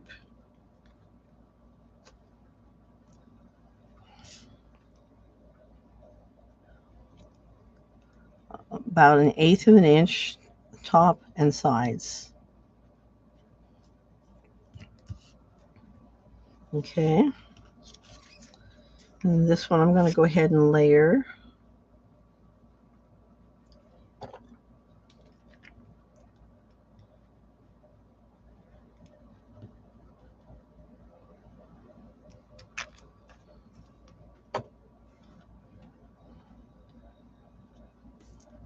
In this particular case, I used copper foil for the layer because we have the copper in the designer series paper.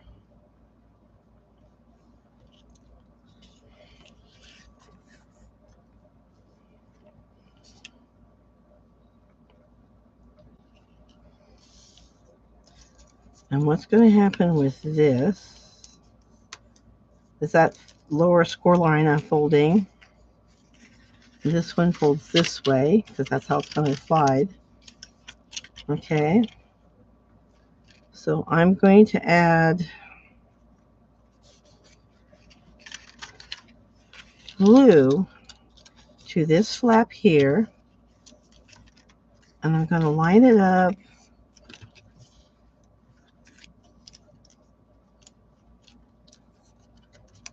Yeah.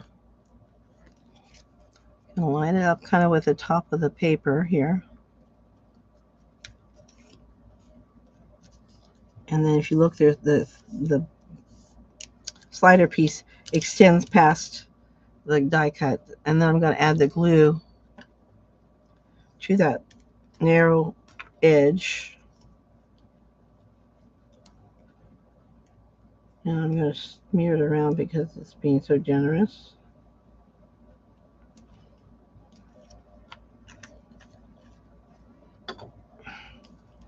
I think it's still too generous.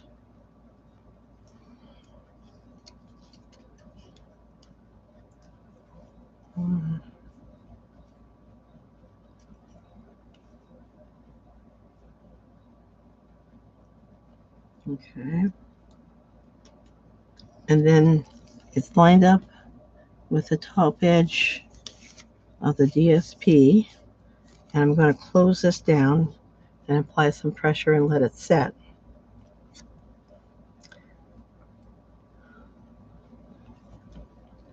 Now, oh, I didn't talk about that. The sentiments I'm using are coming from the Delicate Whisper set. I'm going Hello Friend on the front piece, and the inside I'm using Hope You Feel Your Best Soon. I was looking for something narrower that will fit underneath the slider, and that's what I came up with. All right, that should work. There we go. Got our slider going. Okay. So that one's in place. This one, oh, I goofed. Oh, I goofed. Shame on me. I didn't center it well.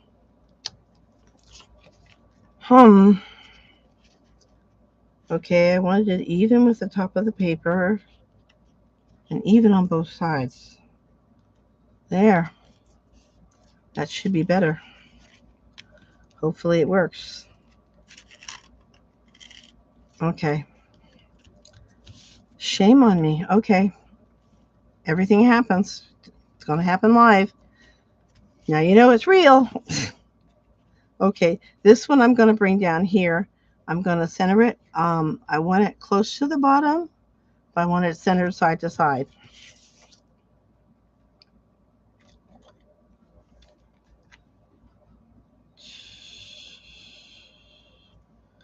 That was an example of the Tombow glue being sticky even after it dries.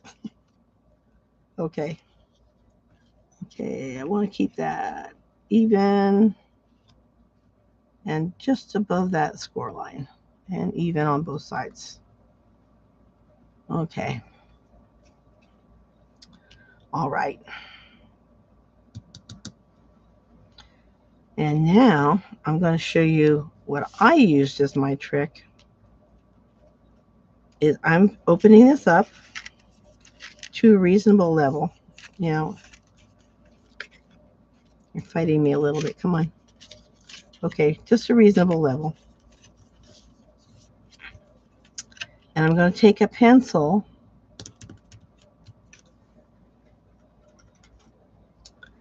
and kind of mark lightly the area that is exposed.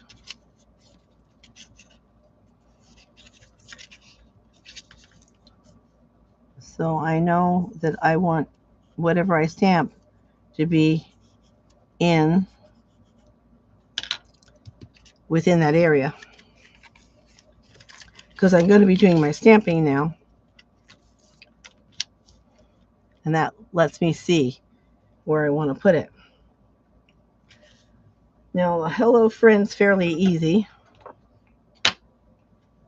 I'm using the new Hydrangea Hue ink pad. And I'm going to pull the stamps.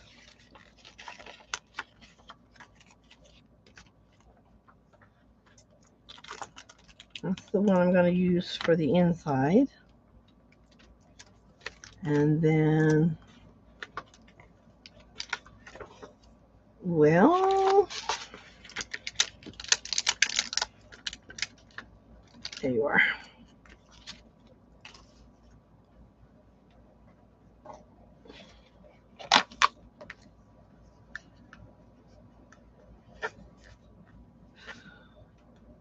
Okay, hello friend. That's going to go on this little piece here for the front. Again, we have the pad. Well, we did have the pad. Where did I do it? Oh, there, I put it in the wrong place. All right.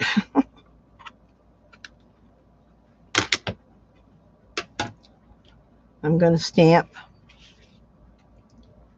hello friend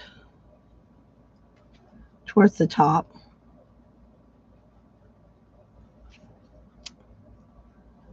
Okay, that'll get a little bit lighter as it dries. And then on the inside, I'm going to set that aside for a moment. On the inside, I'm going to put the stamping positioner back into business.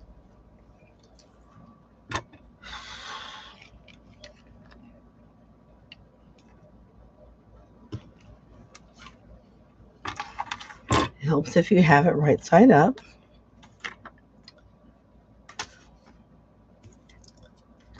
Okay, I'm going to put this, I'm lining it up with a line over here. I've got the edge up against the little knots. Okay, I'm going to put that there. I want these both to be close. Okay, and I want to try and have that up high enough so it will definitely show.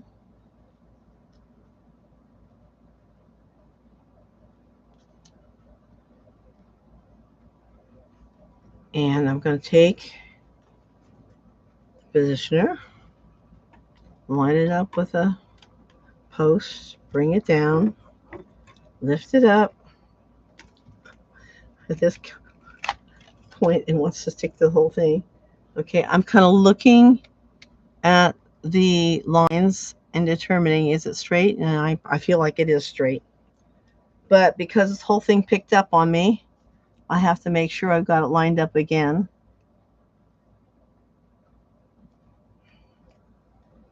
And I can ink the stamp, which I have hiding over here. I just love this hydrangea hue color. It's just a great color. I was crazy about boho blue, but when I compared it to hydrangea hue, guess who won? I was surprised. Okay, pressing it down. All right, now let's clean that real quick.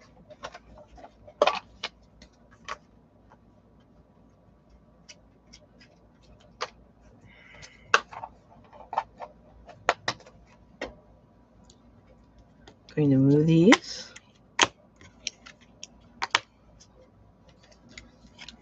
Okay, now let's see. Hope you feel your best soon. That's going to work. All right. Now that I know that's fine, what I can do, and I don't need the positioner for this part.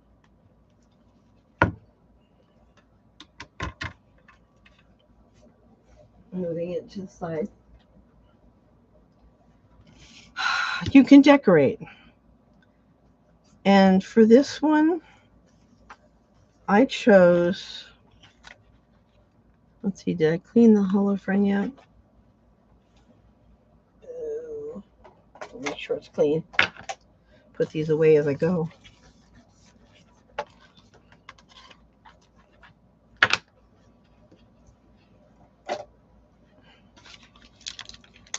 I want to make sure that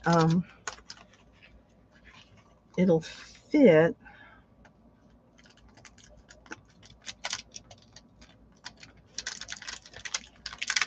Okay, now this is a mistake I made. when I first got these, I wasn't sure how I wanted to handle it, and I didn't want to lose track of what I was using or where um,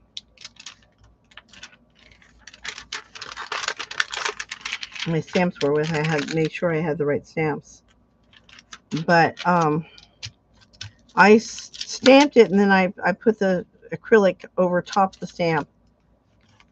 But I find that I don't like it that way. I like it better loose. I can bring it out and compare sizes and things like that. It's a little easier. So what I'm going to do is I'm going to get a bigger acrylic block, because this is a bigger stamp. I'm going to pick it up. Okay. And then I'm using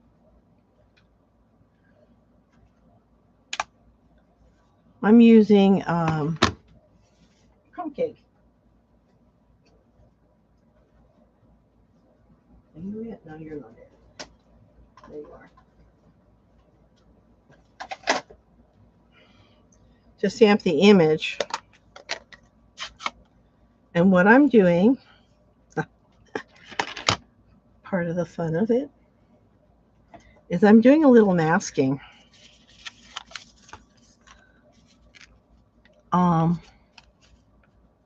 I don't want it to go beyond the opening, really. Certainly I don't want it to go beyond the paper.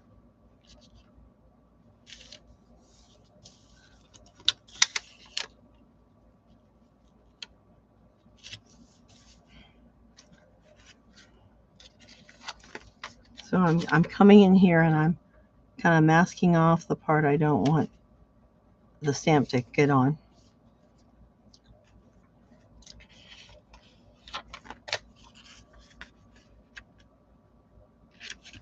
Okay. Then I'm going to use crumb cake, which is the light color, because I didn't want to overwhelm the sentiment itself. And I'm just kind of stamping. And then I'm going to do the same thing on the other side. Stamping. Okay. And then we can just kind of get the excess off. Now, I'm not going to do it right now, but if you want, you can color this. I did color the one I had before. But you want to erase your lines.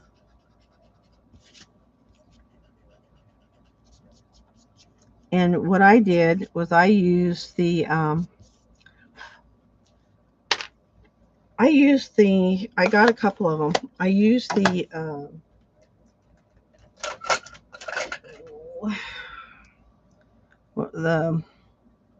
shimmer brushes. That's what they're called. I have the Peaceful Pine. I have the Hydrangea Hue one. So if I wanted to go in there and add the green, I can add the green with the shimmer brush. So we have that part. We have this part to lift it up. And now we're ready to assemble the front.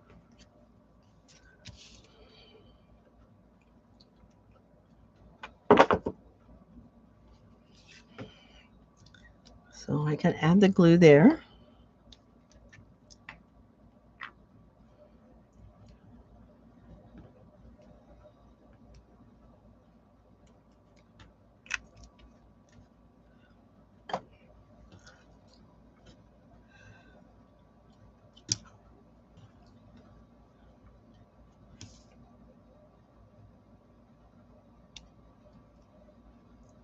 And then in the embellishments, I have this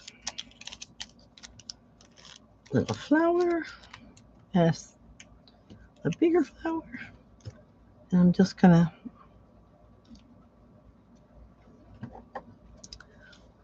add some glue to the back.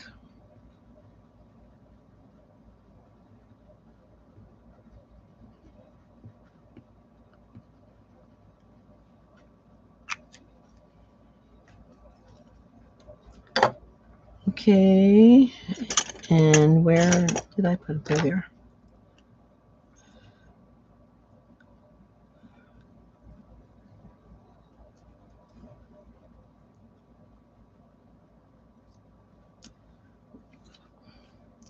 Just add this to the front. All right, now for this, when we put this on here, we have this section here that's bent. We want to add this above that little fold, and you see this extends a little higher than the back. So we're not going to add, we're just going to add glue to this portion there. So, and then you want to center it on that. I'm just lifting this slightly to help me see where the parts and pieces are.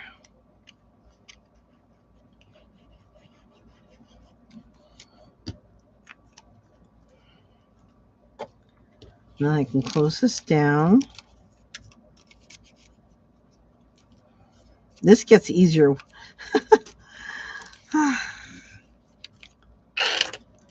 I'm paying for my earlier mistake. A little bit of glue got where it shouldn't go.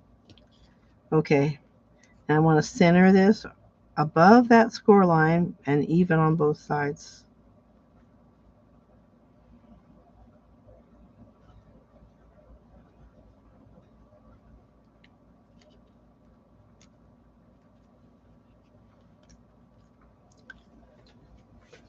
Now, I did want to show you something.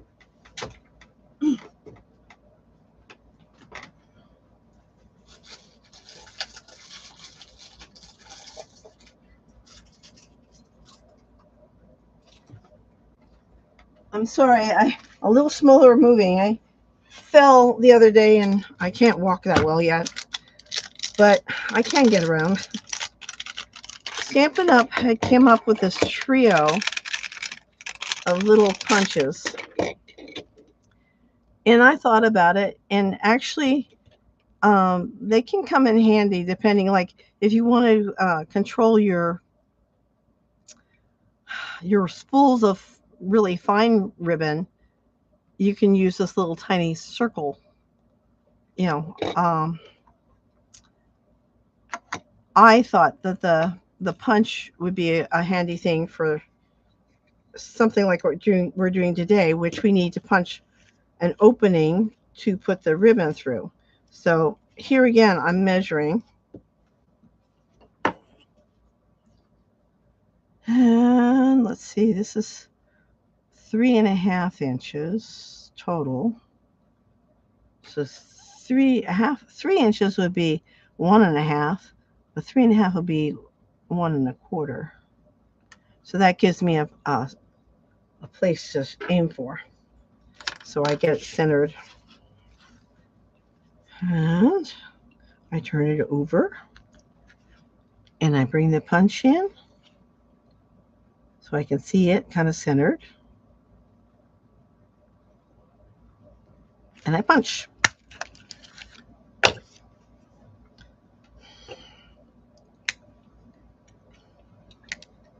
There we go. Anyway, I just wanted to point out that that was available. And then we will have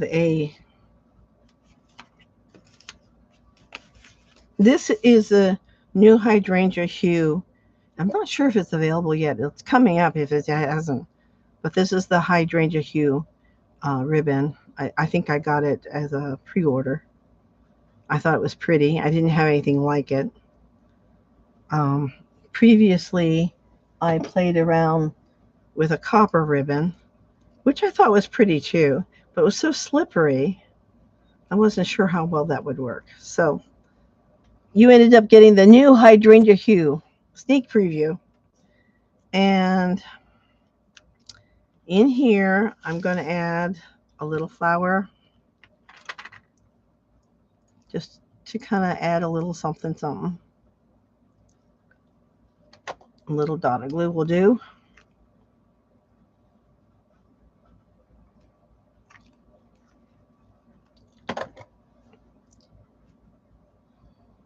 Like also that was die cut from the paper. We got a lot from the paper this time. Okay, so those two are done. Now, a moment of truth. And I probably should have put a little more. Let's see.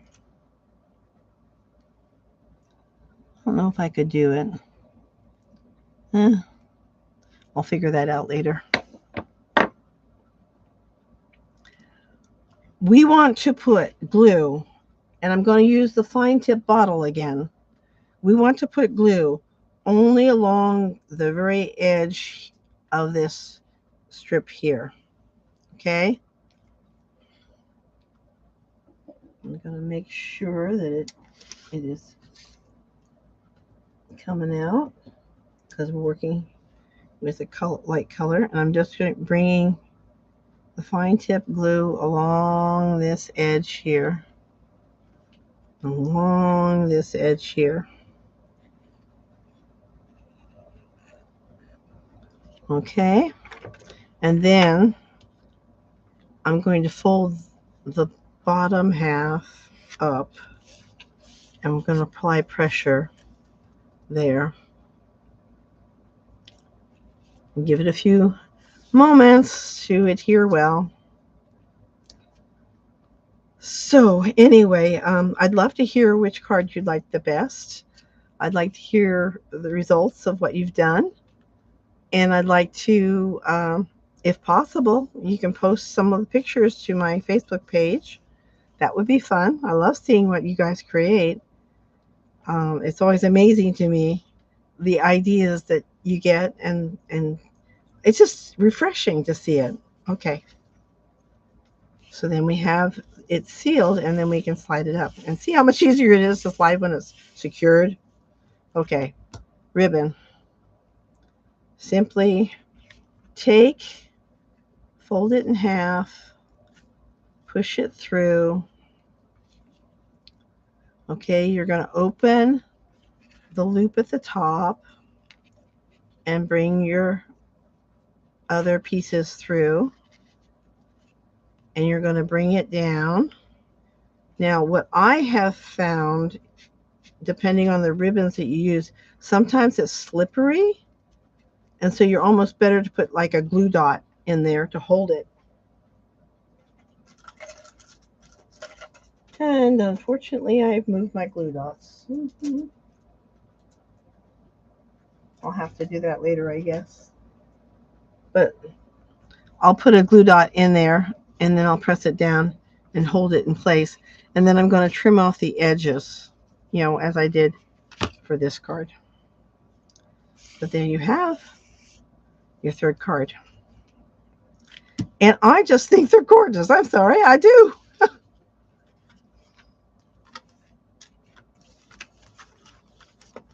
Okay, let's see.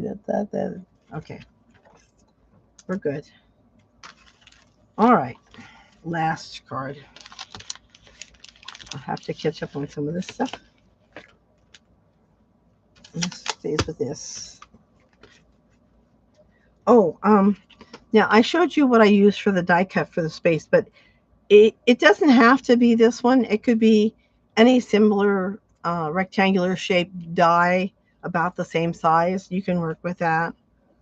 I just wanted to show you what I used so that if you didn't have something, you knew what I had come from.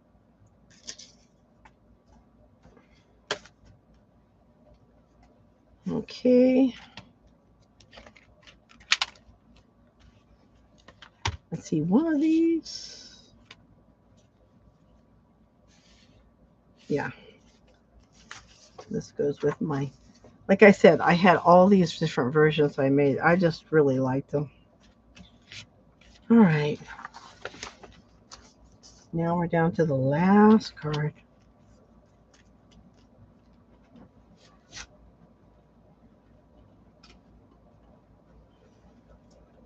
That's right.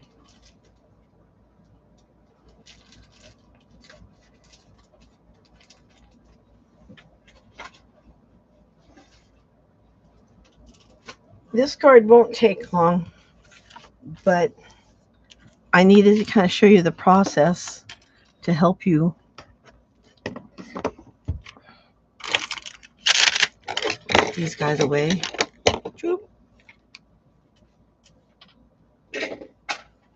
Okay. All right.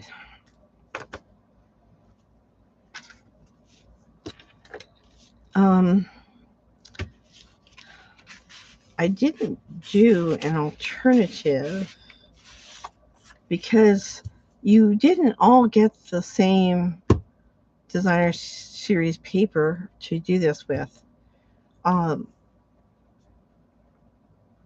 It looked great with so many of them. And you might want to look at it to determine what color you stamp your sentiments in. But the trick to this one is getting the die cut to line up with the portion of the picture you want to show, and then cutting it so that it's like a quarter of an inch larger on each side, so you have the border. So it becomes your mat as well as your background. And then you have a piece left over that you can add to your card. Now, I did the thank you, you brighten my day. That actually, the thank you came from with you in mind. Sometimes some of the sets have larger sentiments, and this is a card that will accept a larger sentiment. You have the space, so you can work that. I've used thank you, I've used best wishes. If I was doing happy birthday, when I cut the die cut out, I probably would have moved it higher and then had the room down at the bottom for the happy birthday. That would be an adjustment. But I thought it was nice to have a card that I could actually use a larger sentiment in. And then on the inside, I used the sentiment from the Sunset Coast set. This is the stamps and the dies. And I used You Brighten My Day.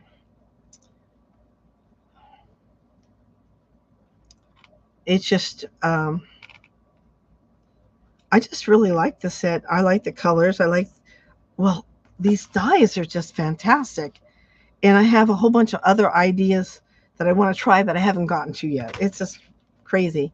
But this one I wanted to share because it's a card that you really can put together quickly and have fun with it. Okay, so you have your card base, the standard base, 8.5 by 5.5, scored at 4.25. You want to determine which piece is your front. The one that overlaps a little bit would be your front. You have your die cut, and because of the whole sheet of designer series paper, you ended up with it in a bigger envelope, and then you have your envelope for your card inside. That's a card base. There's a die. Now, what I need to do first is I need to determine where I want my cutout portion. How do I want that? Do I want it like over here more? So I have the sunset going forward. You have to determine that. And then when you decide to cut, you need to do some measuring.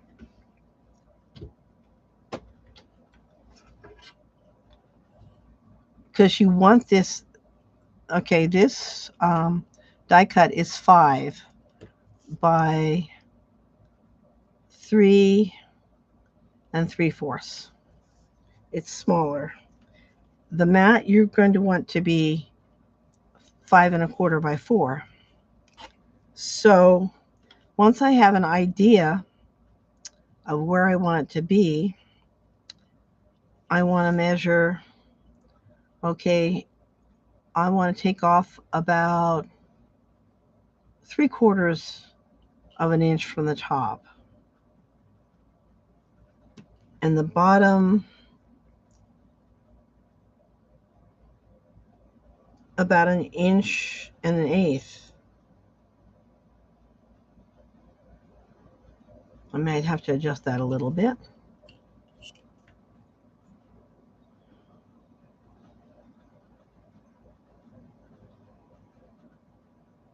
I'm thinking. I want 4 inches, so I'll start by taking maybe 3/4 off the top, and then I'll gauge the bottom by that. And that gives me a little bit of wiggle room. So we're getting our paper trimmer out. And if it helps you, you can keep this kind of in line. You want it. Yeah, that's about 3/4. That's what I was saying. All right, this time we're using the dark blade to cut. And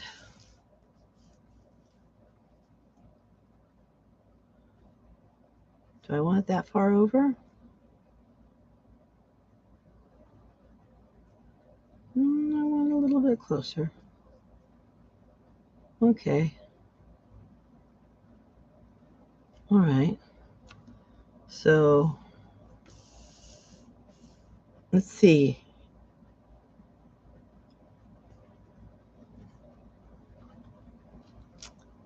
If I take a 1/2 inch off of that, I'd be taking about 1/4 inch off of the other side, I think.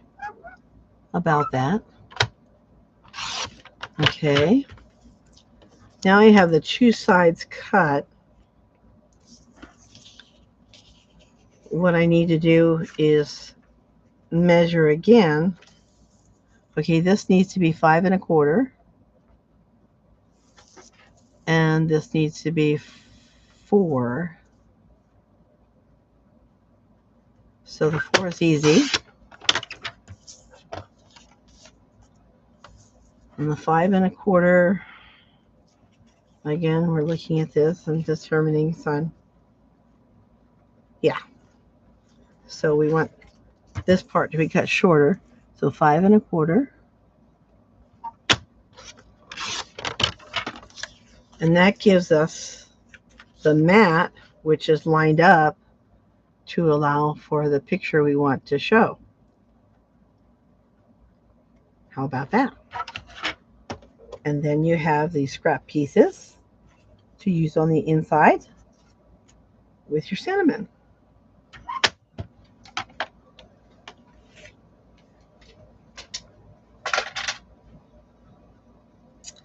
And I'm going to need a bigger one for my cinnamon. Thank you. Come on.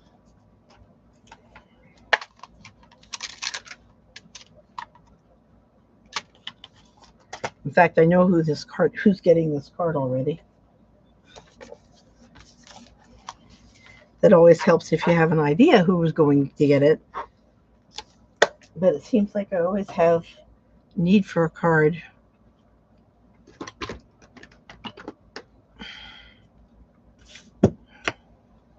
Okay. I'm going to use black ink. Black. Somewhere in here. Black. Oh, I hid it somewhere. Where did I hide it?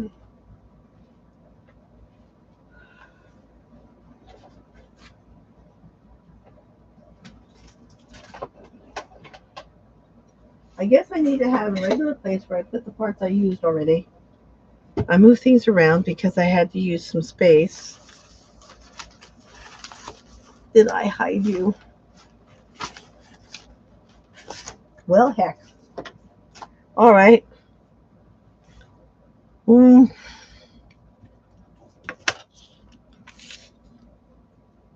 I don't want crumb paint.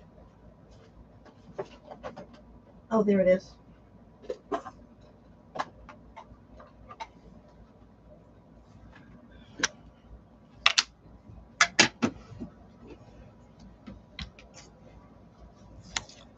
Okay.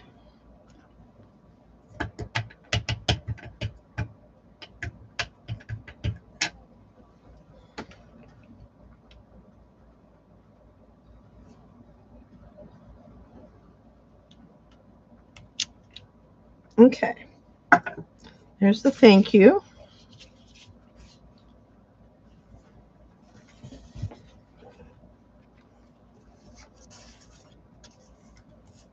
And there's the. All right, we're going to put glue on. Now, here's something you need to consider. You want to put a little bit of glue on the actual sailboat. You want to make sure it stays put because it is kind of a fragile thing.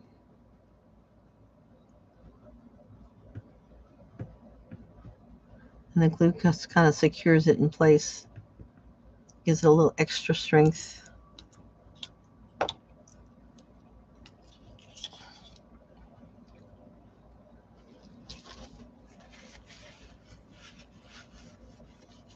Okay. And then I want to go along the edges.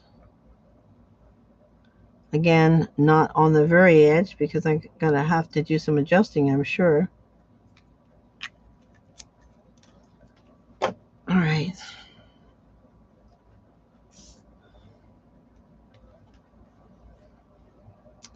And you should have about 1/4 of an inch for the border. Or actually 1/8 of an inch because it's 1/4 inch shorter on each side. Okay. And then all you do is add it to the front of the card. How about that? Is that awesome or not?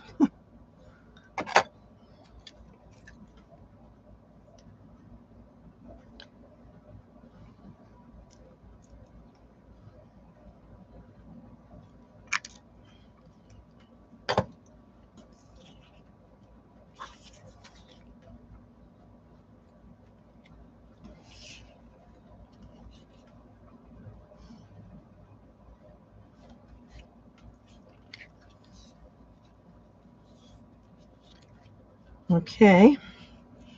And then the inside, you can take one of these strips. I think I'm going to pick that. Put it on either side, but it needs to be about 4 inches.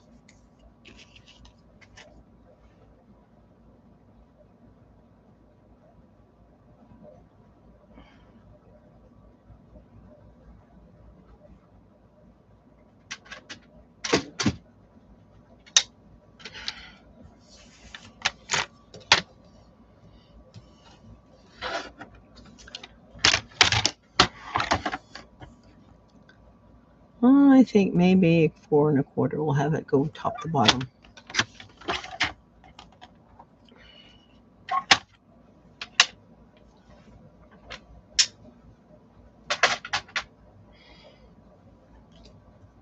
Okay.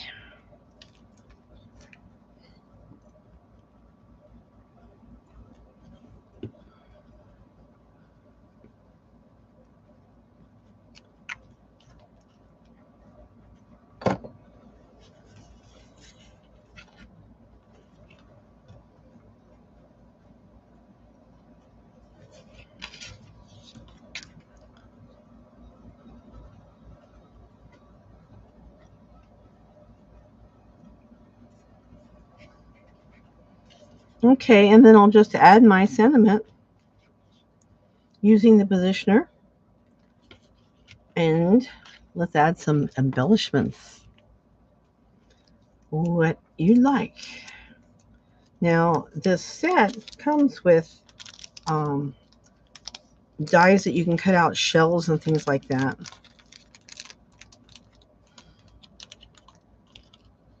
I wanted a little bit of sparkle, but there's lots of options.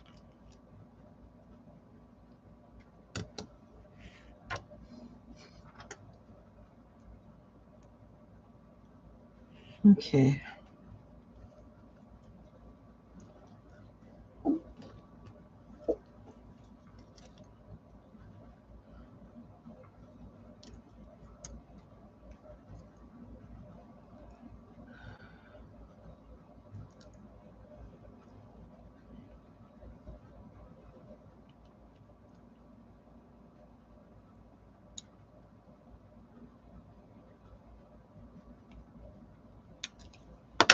Okay. Anyway, we have a little sparkle there.